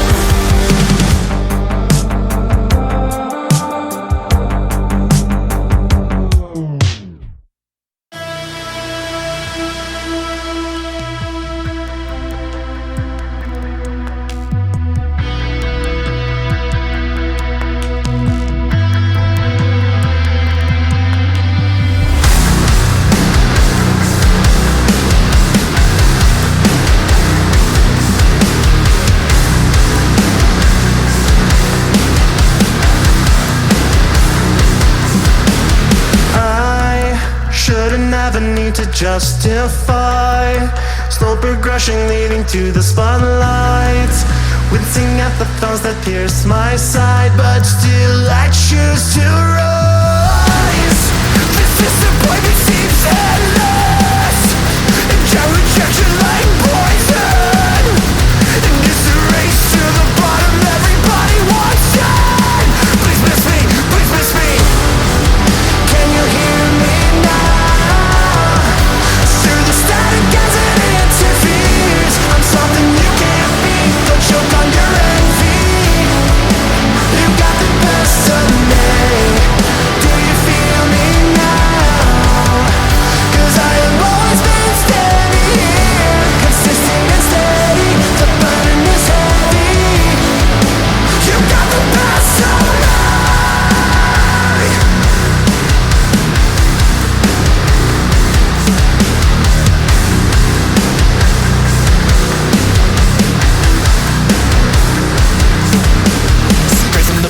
Right to the bird, yeah, we were struggling just to be heard. Got years on the scene of disrespect absurd. We're crossing our fingers ready to return, putting it all on 1,000 frames, flowing steady, sipping fireball. You're moving too fast, we'll meet you there. Who it is that got you running scared? I don't mean to threaten you, I sympathize. You want protection from rejection, so do I. We can make room at the top for all the players to fit in. Can you hear me now? Through the static as it interferes, I'm something you can't beat, go choke on your envy. You got the best of me. Do you feel me now? 'Cause I have always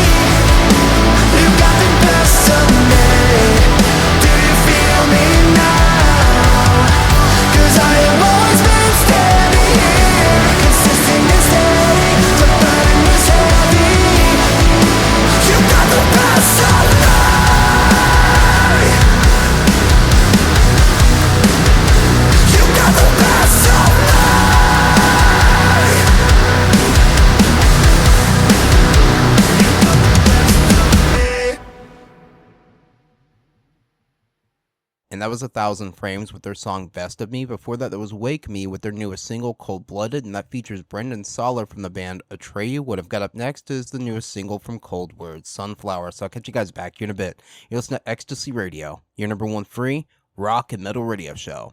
Enjoy.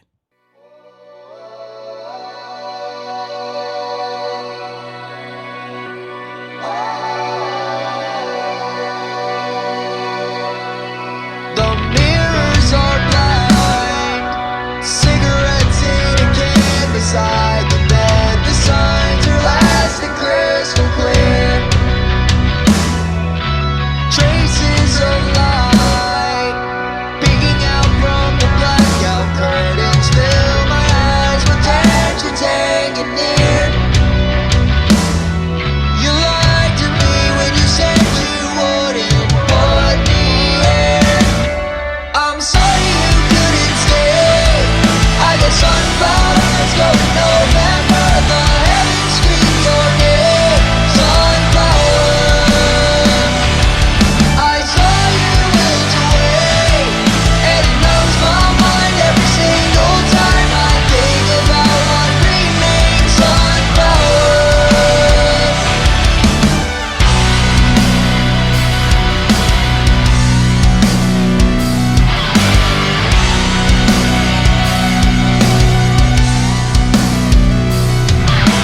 Pieces of mind, I'll be damned if I pick up all the pieces scattered all around these halls of mine.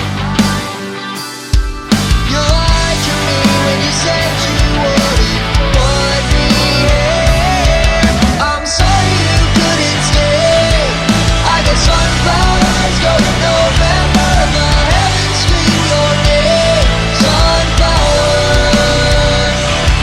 I saw you wilt away, and it numbs my mind every single time I think about what remains. Sunflower.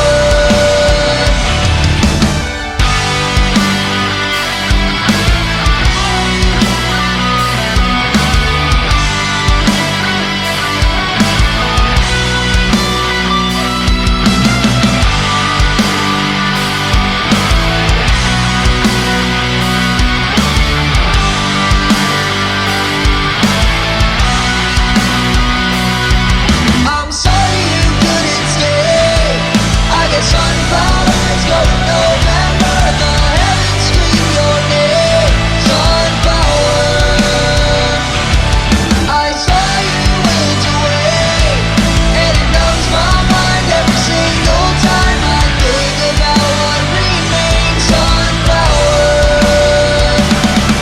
I'm sorry you couldn't stay. I got sunflowers go to November. The heavens scream your name. Sunflower.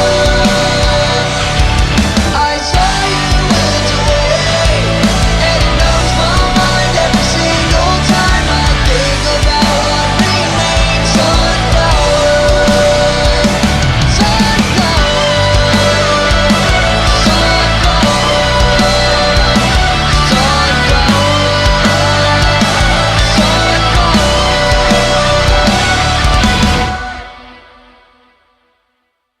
Hey, I'm Doc here on Ecstasy Radio, your number one free rock and metal radio show. And today, guys, I'm joined by 13 Minutes. Guys, have you ever eaten a cookie off the floor? I guarantee that I have, but I don't remember it. In my adult life, no. That was a joke question, guys. You didn't have to answer that, but I'm glad you did. No. Open book. Yeah. The real Thomas now, on the other hand. Oh, I mean, Thomas would do it like right now. So. No, my real question for you guys is, in your own words, what are the most important ways that you think you've grown personally since forming this band or joining the band, in your case, Jared? You know, the funny thing about being in a band is you number one, we all get into bands for different reasons, and most of it is not to be businessmen. Most of us are just to share ideas and create songs. But along the way, things begin to change, and new ideas present themselves. You learn more about the the goals and the ideas of the guys next to you. Sometimes they intersect, sometimes they don't. I came into this as just that guy wanting to share music, be in a band, and row the same direction with, the other guys. And as life would have it, people change and people get bored, or they want to do different things, and sometimes departures happen because of communication issues. So I think the biggest growth for me is to be a lot more intentional and clear as a communicator, Yeah. more gracious. I get tunnel vision. I'm a very when I get an idea, it's hard to stop that idea. So I've had to become more patient and gracious Yeah. as a bandmate, as a human being. But the great thing is it's also challenged me outside of the band, in both facets, to be more intentional with people, listen a little more slowly, and just learn how to speak to them. Listen to what they have to say. Don't go in with a preconceived idea of what they're trying to say, but really intentionally listen to what they're working to communicate. Right. Very cool. Very cool. What about you, Jared? I think probably the greatest area of growth in the last year in regards to music and all of that. It's been really good to be able to just have clear direction. And one thing that I enjoyed about jumping into 13 minutes is because of the culture that Jamie and the guys established long before I was here. Everybody that's a part of it is operating at a high level, at a professional level. Right. One of the challenges of the guys living down in Oklahoma and I'm in Nebraska, and now Justin is in Missouri, that can create some problems if everybody is not taking care of business. Yeah. But from the first time that I did go down for the initial rehearsal with the guys, I had been rehearsing on my own for about a month and a half at that point, almost 2 months. And the guys had been playing together. Preston was living in OKC, 2 hours from Jamie and Thomas. And so it's like, man, that shouldn't work. But because everybody approached it from a very professional mindset, like, I'm going to come prepared. When we come, it's not band practice, it's rehearsal. So we're coming in and we're nailing down our spots. And now all we have to do is just bring all the things together. And it makes it so much more productive in the time that we do have together, because we're not sitting there trying to figure stuff out. And even in the songwriting aspect of it, Thomas and I are able to send tracks back and forth to each other, different ideas. And so by the time that we'll bring an idea to the rest of the guys, it's like we've gone around a few times, and it's not just in its infancy, it's already moving in a direction. And so they're able to latch on real quick, and Jamie's able to give his feedback, and like it works really well because everybody is being intentional and being professional and coming prepared. So that's been excellent to be able to walk into that culture. Yeah, very cool. And I could see I can see that in your work, just how serious you guys take it, and how professional you guys come across, when you release a finished product. Your work is just phenomenal, and the way that, and I don't know. I'm gonna gloat over you guys, and I might make you blush if I continue on. So, but to continue on though, my next question for you guys is, what does music mean to you?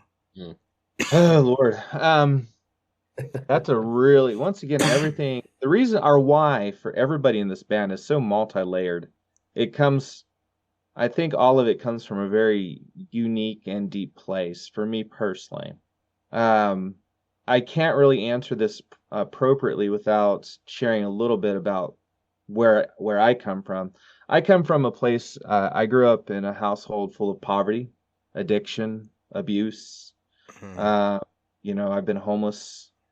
I've watched my mother get the crap kicked out of her, I'm sorry, you know. man. I mean, God, I You know, feel so for you. this is the place I come from. It's just part of my history. Yeah. Um, and as a kid, you feel very helpless. Yeah. You feel very helpless in these things. You're watching these things happen, but you can't do anything about it. Yeah. And so, you watch your mom smoke meth, you can't do anything about it. You watch her new boyfriend beat the hell out of her and you can't do anything about it. And so you feel like you don't have a voice. And for me, even though I'm older now and I've been able to process all these different things that occurred and have a better clarity of people's flaws and where they're at, I still remember the kid who would trap himself in his room and he would crank on his metal and he would Mhm. feel everything that was coming out of those speakers, and they were screaming the things that I wanted to scream, and I lived vicariously through these emotions. Right. And Yeah. so transfer that now to grown adults, Jamie, and I'm not too far removed from that. I still feel deeply when I perform these songs. I still feel deeply when I listen to my favorite songs. And there are still days where I want to just shut everything else out and just immerse myself. Mhm. And so that much hasn't changed for me. That's still my why. Um, Now, I have a lot more hindsight, a lot more wisdom as I've gotten older, and I can look at things with a bit more clarity. But when I go out to a live show, man, I'm looking for 12-year-old me. Mm. I'm looking Yeah. for that kid. I'm looking for that kid that came out there that can't go home to a safe space. Yeah. And I want to let him know, man, dude, you're not alone. You're not alone. There's hope. Don't give up. If there's something I can do to help your journey, let me know. And so this music is a great vehicle to provide hope for someone's future. And Yeah. just like it did for me. Yeah. It's interesting because I've known Jamie for gosh, what is it, 6 years? 2024, about Six and a seven half years years. now, Yeah. something like that. Yeah. So we've known each other for a while, and we first started talking about like our background and our lived experiences and stuff, really like in the last year and a half, 2 years. And there's so much overlap, so To say the many least. similar experiences, poverty, of homelessness, abuse, um, just yeah, all the junk. And it's interesting how our stories, our experiences are shared with so many people that are drawn to this type of music. And there is something in it that it speaks to people that have come through things that we've come through in a different way. But I think that's the really important aspect of it. And when it comes to the question of what is music to you, Yeah. uh, from just a very direct perspective, the word music comes from the Greek muses, and it's spirit. And there is a spiritual aspect of music that, regardless of your intent, it will carry over. Uh, that's why you can turn on a song, and it's crazy, especially listening to like heavy music and stuff, Mhm. but the song just makes you happy. Yeah. And it's like there's something there, and there are bands that will infuse that into their music. They're creating something, they're pouring their heart into it, and it's uplifting. Yeah. And it's like, yeah, we're talking about heavy stuff. We're talking about like the junk of life. But as Jamie said, we're offering hope. Yeah. And then there are bands in the same genre that the message is just hopelessness. It's the antithesis. Mhm. And to me, music is a conduit of the spirit of the people that are creating it. Yeah. It is, they are infusing it with their, for lack of a better word, their essence or their emotional impact. and it leaves an imprint on that carries more than just the words of the song, but you feel it. Mm-hmm. Yeah. And that's the thing that, especially in our genre, we want to create a space within this type of music that offers hope, that sees and shares those experiences that all brought us here, but says, hey, like, it's kind of like having a mentor, or, the big brother, big sister program or something like that, where it's like, hey, you're not alone. And I know it really stinks right now, but it doesn't have to stay here. And this doesn't have to define you. Yeah. And so many of the counter messages that are getting put out is like, no, all of my scars, all of my pain, all of the horrible things that I've experienced, that's who I am. That's what defines me. And so now I'm bitter and I'm angry and I'm addicted and I'm struggling and I hate my life. And I was going to say there's enough of that in the world, but in fact, there's far too much. Yeah. Way too much of that in the world. And I think music gives us the opportunity to infuse that spirit that we've been able to grab a hold of, and that's really grabbed a hold of us. Yeah. Say, hey guys, there's life, and you can find it. There's hope, there's freedom, there's healing, and it doesn't negate all the bad things that happened, but then on the back end of it, you can start to see purpose in those things. Yeah. Because those shared experiences that Jamie and I have now gone on to be ministry to so many people in conversations. And it's funny because it's not like we're going out asking people like, hey, tell us all your junk, but they recognize it, and they'll come up and they found a harbor in the middle of the storm, and they just want to share. Yeah. And music is the conduit that allows those moments to happen. Yeah. Well, my next question, and you pretty much just answered that, but I would like to talk to you about it. Yeah. My next question was going to be if you guys could write a definition for what music is in the dictionary, what would it be and why? You guys pretty much just answered that. And my definition for music, and me and Michael Bate, who's a very good friend of mine, he's also a fellow musician. I had him on the show a couple shows ago. Our definition was music is the universal language, but I want to amend that to being, after what you just said, Jared, and you too, Jamie, that it is the universal conduit for the soul. Yeah. Would you agree with that? I would agree with that. Yeah. Yeah, absolutely. Yeah. Because before, I mean, I still feel that way. I still feel that music is the universal language, not math, not science, not love or whatever. Music is a universal language, but I definitely agree with what you were just saying, Jared. I think it is not just a universal language. It is the universal conduit for what's within your soul. Yeah. Yeah. I've spent a lot of time overseas in different countries, and it absolutely is true. We can play music, like turn on the CD player or something, and you don't even have to know the words, but you get the feeling, you get the emotion. Yeah. And especially I was working with kids in India for a while, and it's about as dark, like as rough as Jamie and I experienced. These kids were the children of sex slaves, of Oh my God. women or girls that had been sold into or kidnapped into human trafficking in India. Oh my God. And their kids were growing up in the brothels, but people would come in and rescue them. And it's very difficult to get the girls out, the girls who are being sold.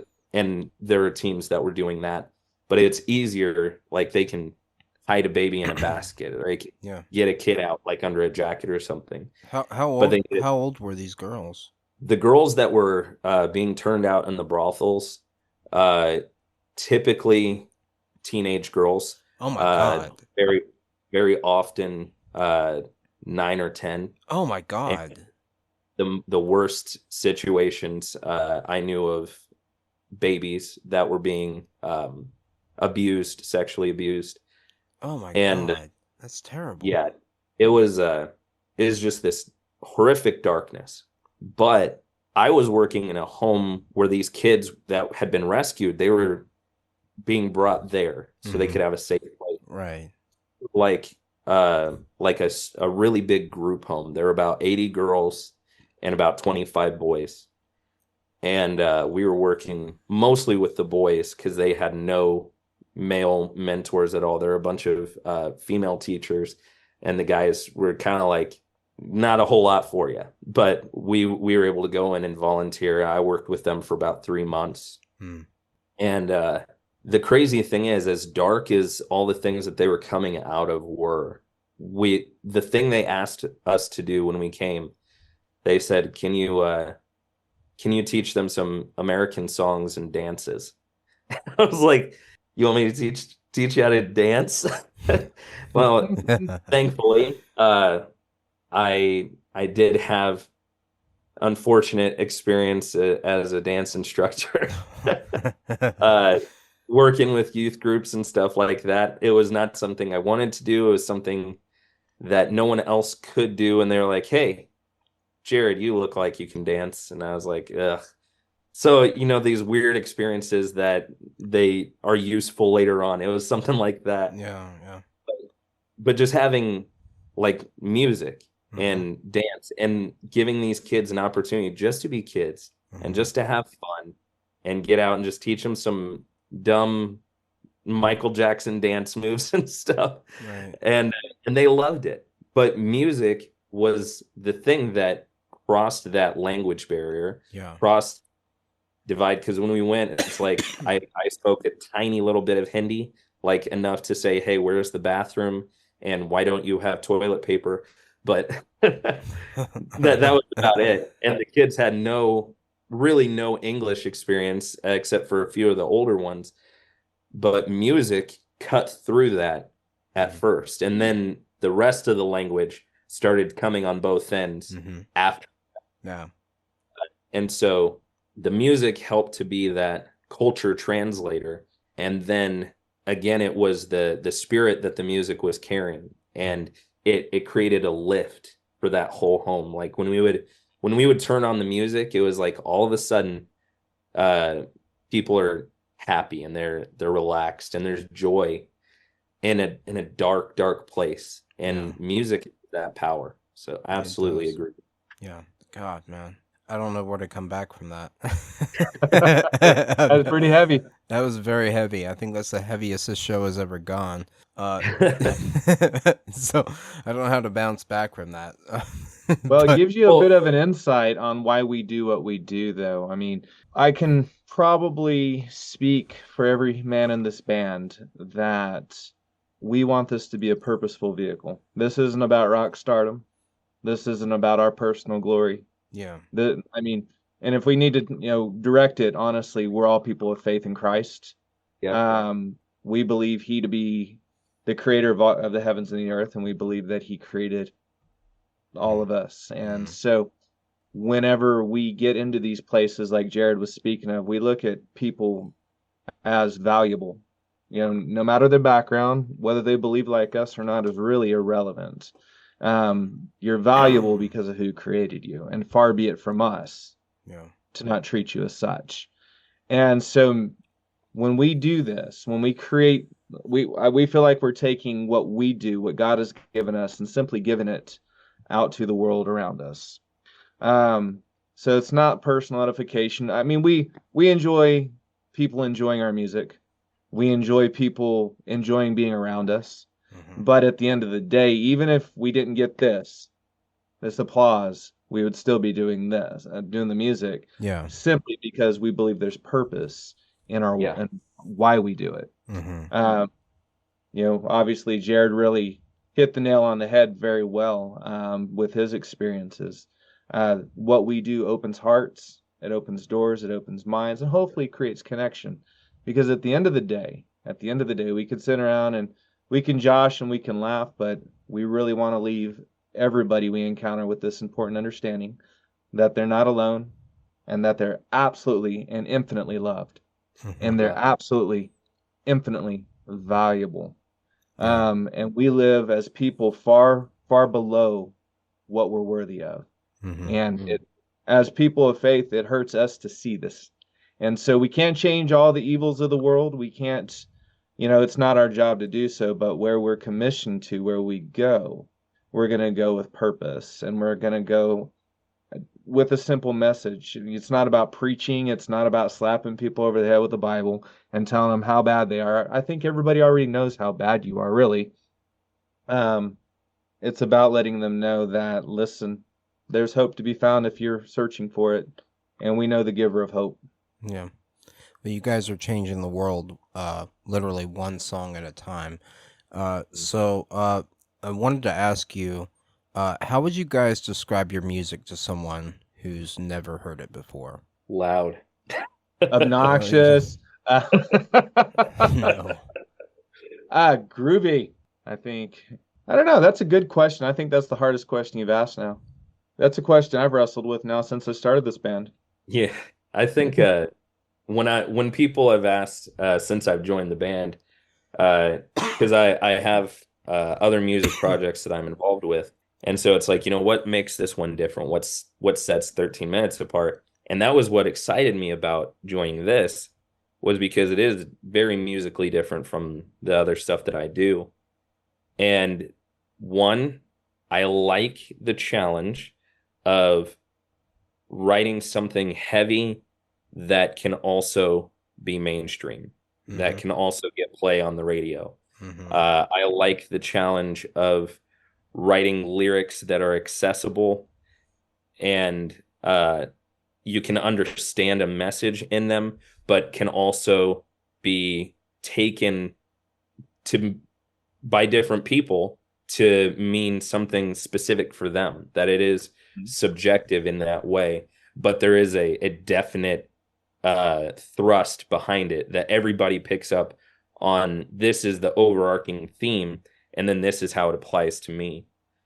So I would definitely say, as far as the sound, we are heavy but marketable, and I would say accessible is probably a better word.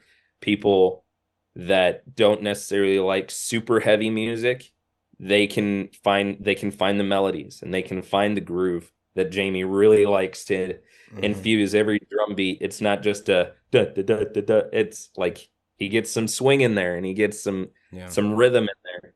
So there's that aspect that people can take in, and then there's the message, there's the words and the meaning that we're infusing into the songs, and then there's the other elements of, like, it's art. It's there are layers to it. It's not just, hey, we're putting something out so we can get on the radio. It's we actually are trying to create something that has legs that can stand beyond just the trend. Yeah. So you guys have a lot of gravity behind you. And, thank you. Yeah, I mean, even I think you just told us that. No. No. Oh, not under, behind us, not under us. Yeah, behind you, not I under got a little you. gravity behind me, but No, you guys have a lot of gravity behind you. I'm all kidding aside. I mean, even in this interview, like I just told you, I mean, this has been the heaviest interview I think I've ever done, because of what you guys have told me. But even with your music, you guys have a lot of gravity, and you're intense in all the right ways, and yeah, it's yeah, I mean, you take that as a compliment, but yeah, I mean, I mean that, and you didn't mean to get on the radio, but you did, and I'm glad that you did. So what are your guys' plans for the rest of 2024? Do you have any touring, any more shows that you guys are going to be doing? 2024 is almost up, so month and a half away. For 13 minutes, nope, we're done. Holidays are coming, and we're pulling up, and we actually going back to the studio in February, and we're gonna finish out the EP, Okay. and then we're gonna prep up for spring and summer festival season for next year. Yeah. So, but nothing on the radar for the immediate future. Just get this new music recorded and your ear holes, and hopefully y'all like it. Are you guys I think Are you guys releasing any new music anytime soon? The target date, and this is not definitive, but the target date for Stay is the beginning of March. Okay. All right. Yeah. And we're actually doing something that I really appreciate that not a lot of bands are doing anymore. We're taking time rather than just staying on the grind constantly. One of these things that we're doing in the down season here is we're going to be getting together and working on that stage performance and creating more that we can bring to the live show. Right. Yeah. I mean, if we're constantly on the road, constantly in the studio, and trying to carve out a little bit of space for our families and our other stuff on the side of that, Right. one, Yeah. it's going to burn the thing out very quick, and two, it doesn't give space to keep creating and keep building and have more. Because I mean, we could just keep playing shows and it would be the same set, the same performance, and it's good. But I mean, I've seen bands a few times a year.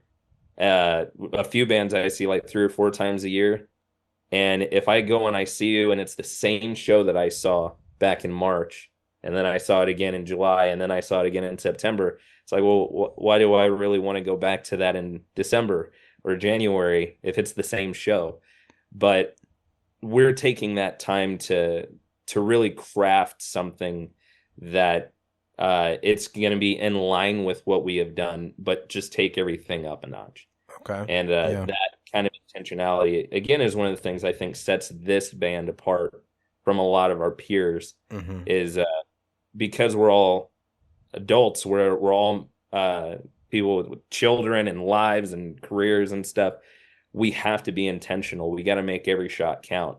And so Yeah. when we come to the stage, we want to make sure that we are not just trotting out what everybody saw last time, but we are putting out the best and make it worth everybody's time that's there, make it valuable, not just in the musical aspect of it, but in all sides, all facets of the performance of the night. We want to create something that people will remember and really just be able to enjoy and connect with.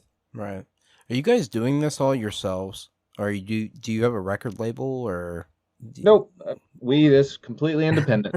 Okay. All right. Yeah. Yep. I'm asking that because I own a record label, Rocksteady Records, and so Cool. yeah, I was just asking. You guys are doing this all yourselves? Yeah. All the marketing and everything? Mhm. Really? Okay. That's impressive. That's very impressive. So is there anything that you guys would like to tell your fans that might be listening out there? Just thank you. I don't Yeah. think that. I mean, that word is often used, but really never completely accentuated. Thank you. I mean, seriously. There are so many bands, so many other mediums of entertainment, so many places you can take your attention. And when you give it to us, even if it's a 3.5 minute song, you could have taken it and given it elsewhere. So what you've done for us as a band can't be overstated. We have a complete, deep gratitude for people who just support this. They don't have to. Yeah, I'm surprised Jamie didn't say it, but the whole concept of what 13 Minutes does, especially in a live performance, is we don't have fans, we have family. And we want people to feel like that, and not just feel like it for the time that they're there at the show with us, but we want them to know that it's true, that we actually do love the people that come out and see us, that play our music, the people that say we suck and mocking us because we're all of a sudden classic rock. As we got picked Becomes up by classic rock really quick. station. Free And they're bird. like, oh man, like, well, any amount of attention that people direct towards us, we want to return that tenfold. We want to pour into them, because we're just a bunch of guys. We're just playing music, and there is nothing unique or special that makes us like on a different level from anyone else. And so if we can recognize, like, when we say we're family, we actually mean it. And when we say that we love you guys, we actually mean it. When we say we want to hear your story, when we want to talk with you, we will stand outside of a venue until 3 o'clock in the morning. We've done it. We've done it because people matter. Their lives, their stories matter. And if we can take this small stage that we've been given to help infuse a little bit of hope and love into their life, then that's what we want to do. So that's continuing the same message that any chance we get, that's the message that we want to put out there. Including today. We appreciate Definitely. you. I mean, seriously. Yes, sir. Me? Yes, you. Yeah, you. You. Oh well, thank you. You're Yes. gonna make me blush. Yeah. Well, good. Yeah, I mean, you didn't have to interview us or spend your day with us at all, and you definitely didn't have to tell us that we did a good job when you saw us. Like, No, you get us a it gift means today. something. Yeah, you It guys. means something. Well, I hope you guys, I hope you guys know that I love you guys and your family over here at Ecstasy Radio as well. And yes, I meant what I said. You guys blew me away that night, and I'll keep promoting you guys as much as I possibly can. So Thank you. you guys you. are always welcome back on the show. I want to congratulate you guys on your new single, Pitiful. And I'm going to ask you guys now, where else can the listeners check it out other than here on Ecstasy Radio? Well, first, listen to Ecstasy Radio. Oh, But- thank you. Spotify, YouTube, iTunes, Apple Music, Pandora. Am I missing any of them? YouTube Music. If you want to get a little bit deeper into the absurdity that is the 13 Minutes family, you want to follow us on Facebook.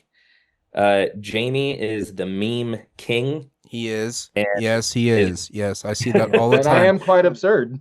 Yeah, because I go on to Ecstasy Radio. Where Ecstasy Radio is following you guys, but every time I go into the Ecstasy Radio page to do some page management or whatever, I see his memes everywhere.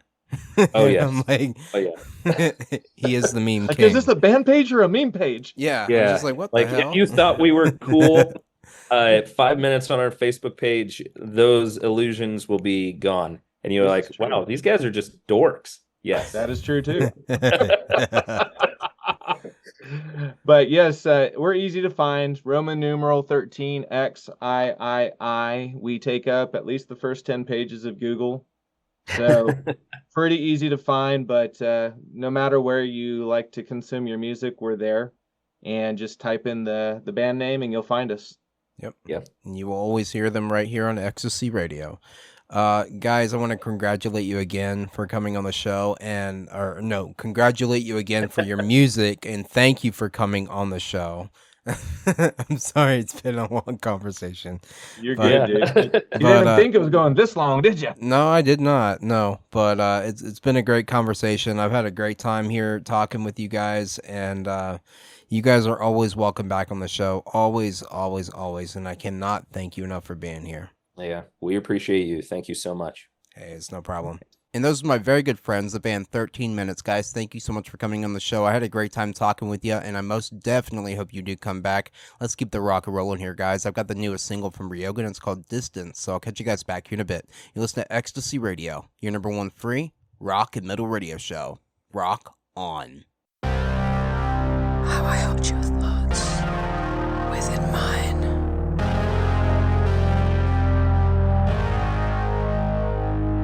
Terrified, but not afraid at all. In your absence I recreate your words, my lips. Ooh,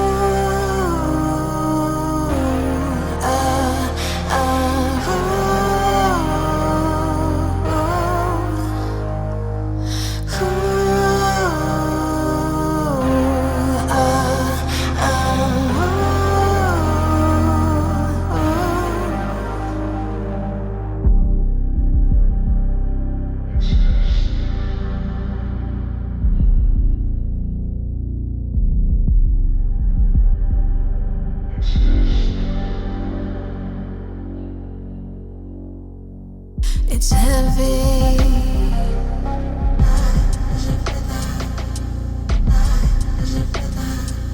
and light as a feather.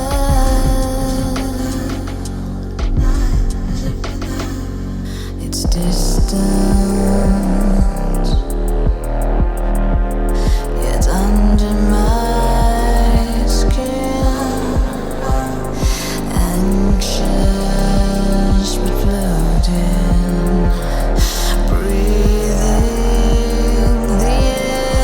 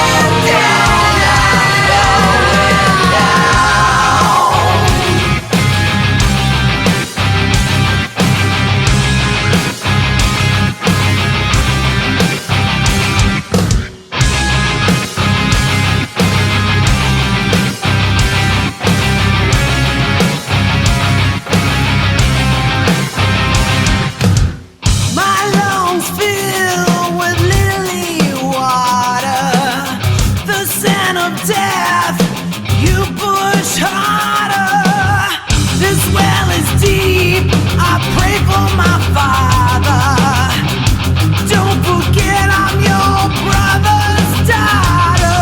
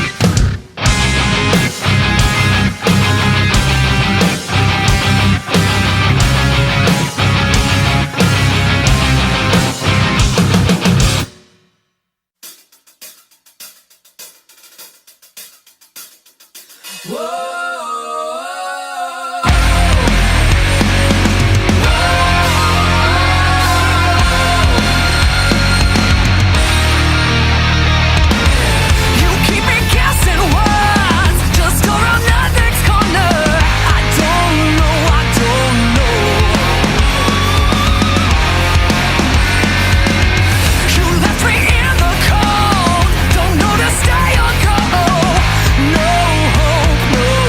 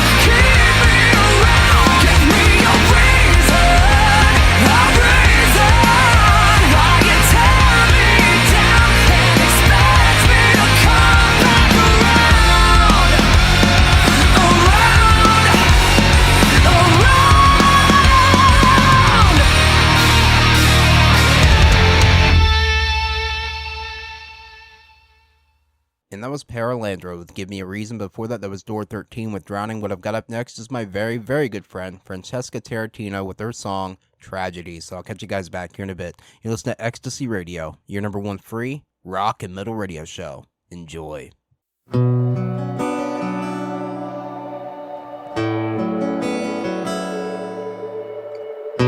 Today's the same old day. Never thought it'd end this way.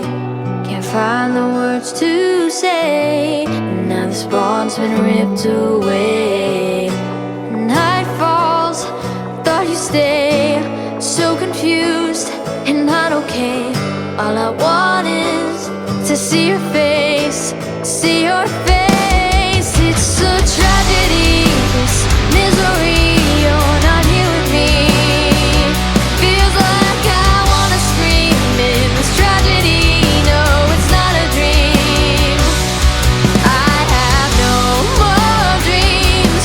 Think I'm gonna scream. It's a tragedy, this misery. You're not here with me. Now I close my eyes. The dark is no surprise. I'll sleep with my regret. The voices in my head. Too many things to say. I'm not yours anyway. Tonight my tears are taste as they roll down my face. It's a tragedy, this misery. You're not here with me. Feels like I wanna scream in this tragedy. No, it's not a dream. I have no more dreams. Think I'm gonna scream. It's a tragedy, this misery. You're not here with me.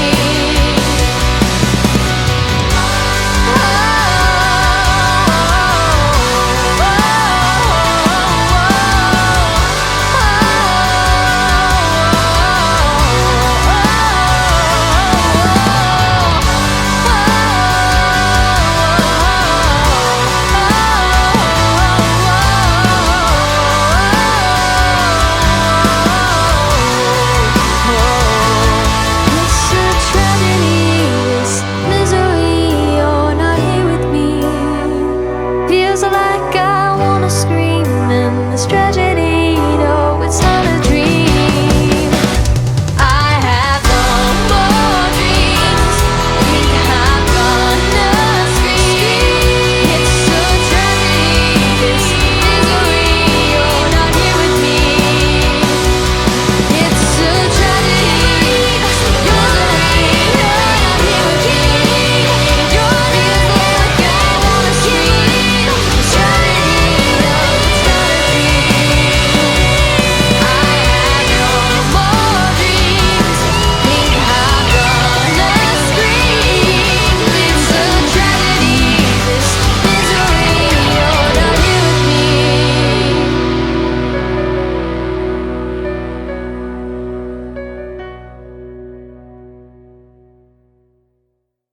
This is Antti. This is Johes. And I'm Teemu from Alias No One. And you're listening to Ecstasy Radio, your number one free rock and metal radio show. Yeah.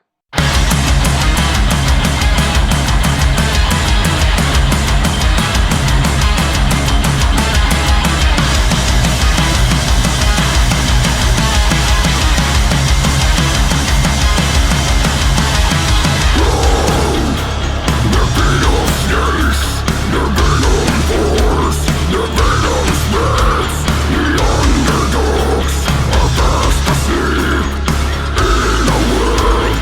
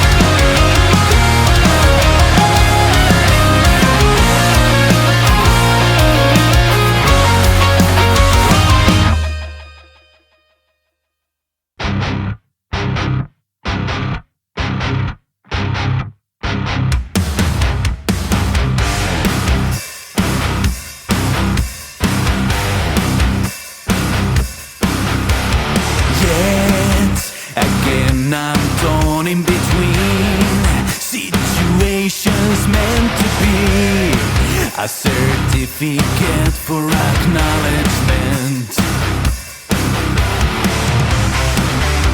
Instead it tears me apart.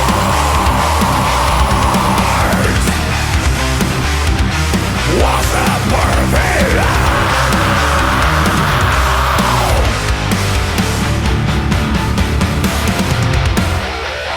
I feel a constant need to prove, no matter the cost you can push through. Drain out or search for a remedy.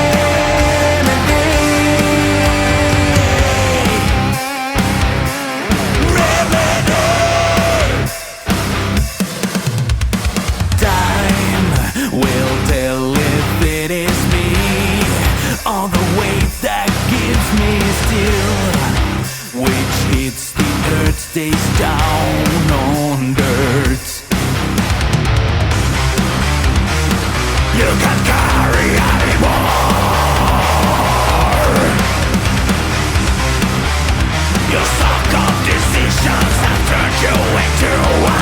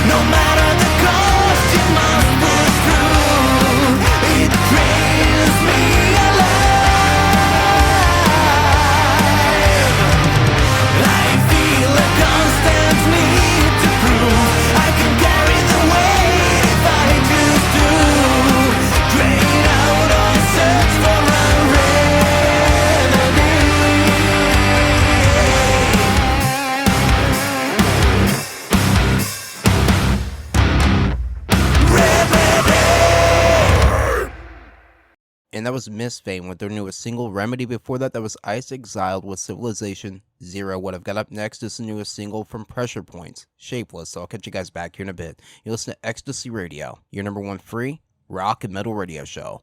Rock on.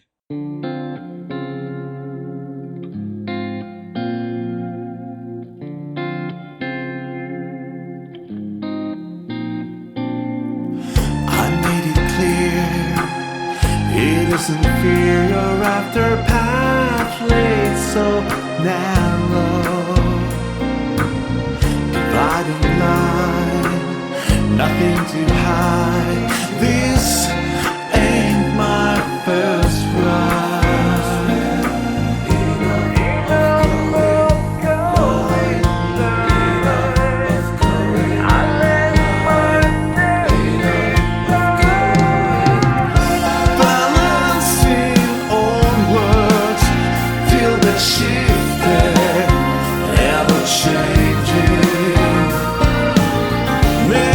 Maintaining for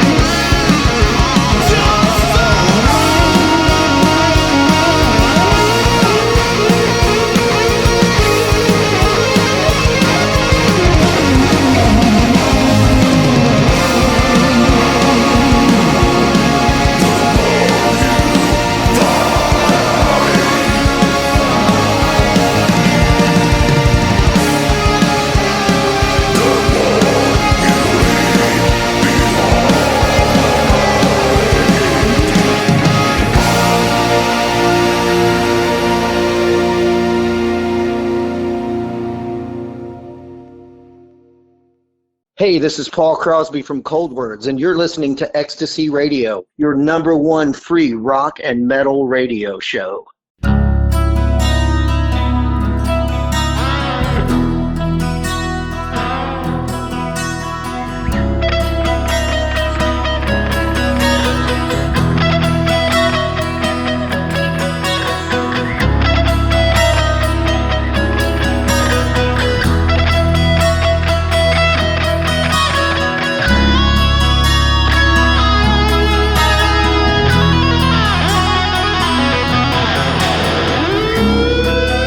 They say the memories start to fade, and the way that we remember them is bound to change.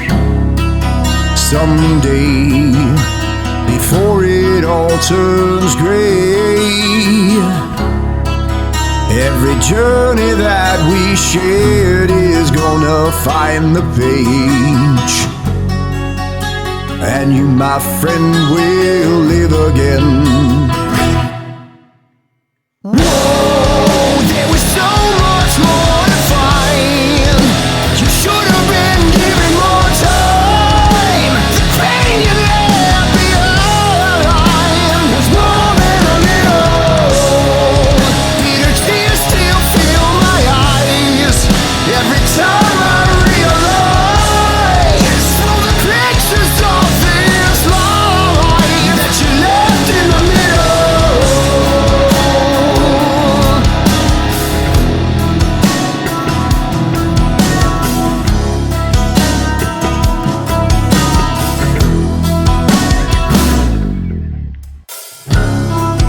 I tried to erase it from my mind, but everywhere I turn are reminders of what you left behind.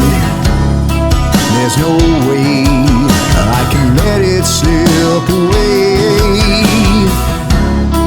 when every memory takes me back to treasured yesterdays, where you, my friend, still live again. Whoa, there was so much more to find. You should have been given more time. The pain you left behind was more than a little. Bitter tears still fill my eyes every time I realize all the pictures of this life that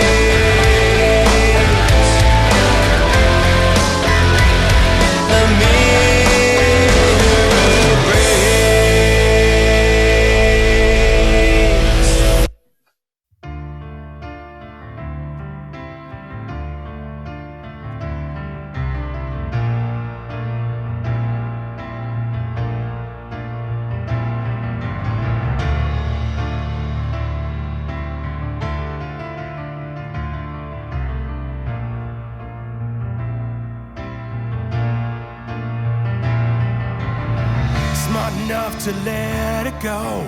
But I don't care, 'cause I don't know how it feels on the inside.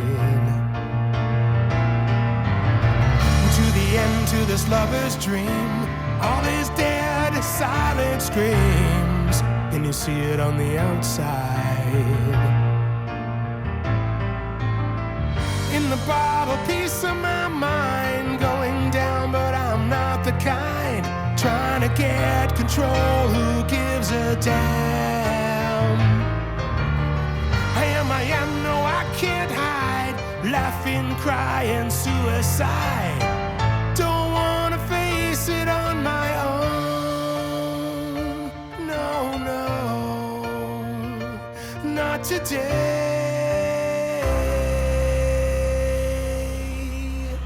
Down the road, kicking stones, kicking them all the way.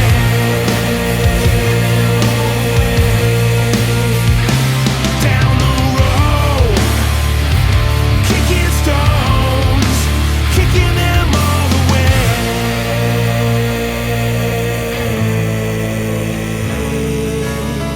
Rowboat sunrise on the lake, I could swear I felt it shake. I could use a little shaking right now. Say I'm a fool, you can kiss my past. I'm living now and I'm living fast. I am the legend in my mind. I am whatever man. Do what I do what I can. An easy little problem to have. I am, no, I can't hide. Laughing, crying, suicide. Don't wanna face it on my own. No, no, not today.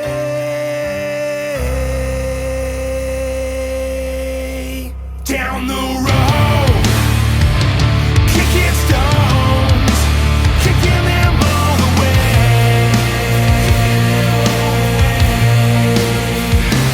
Down the road, kicking stones, kicking them all the way. Kicking them all the way. Down the road, kicking stones, kicking them all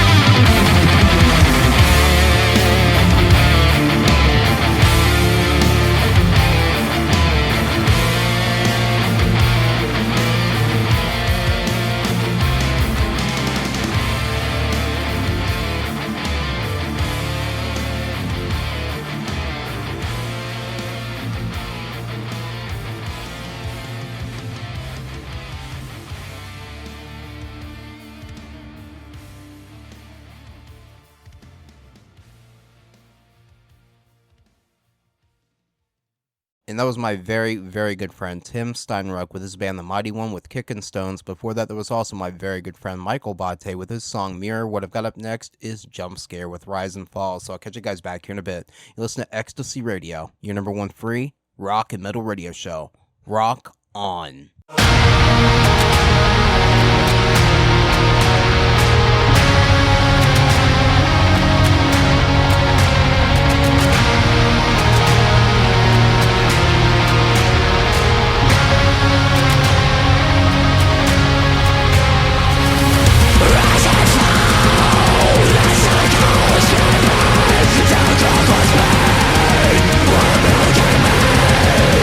Slow and slow, more slow.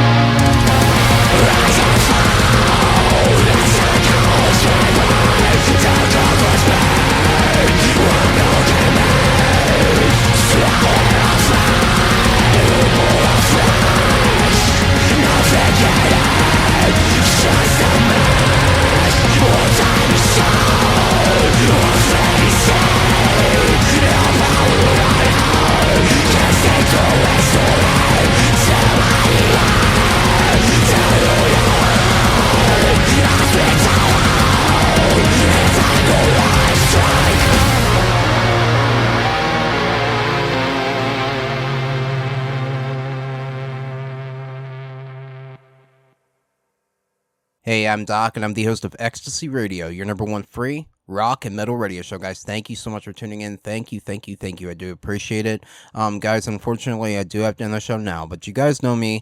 I'm never one to leave you empty-handed. What I've got a blast is Lake Mare or Lake Mare. I don't know exactly how to pronounce their name, but this is their song Faded Gray. I think you guys will love it.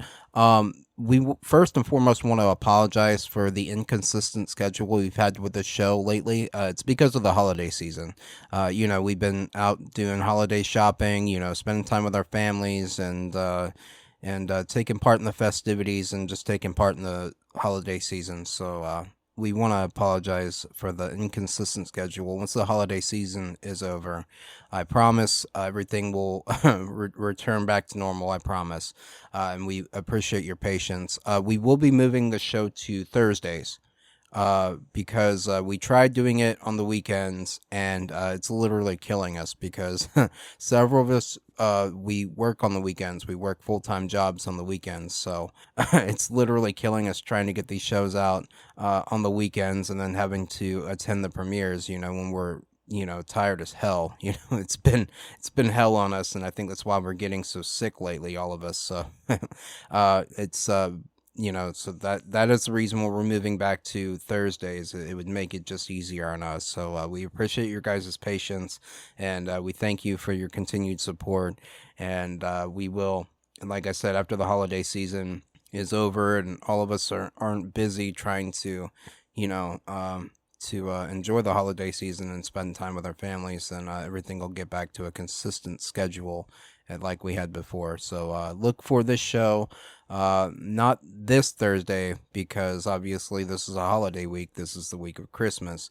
So look for it next Thursday. So look for it then. Until then, guys, have a great and safe holiday. Merry Christmas to all of you. And like I said, happy holidays to those who don't celebrate Christmas. But anyway, I'll catch you guys back here again next Thursday. So until then, rock on. Thank you guys so much for tuning in. And thank you so much for rocking out with me. I really do appreciate it. I love you guys.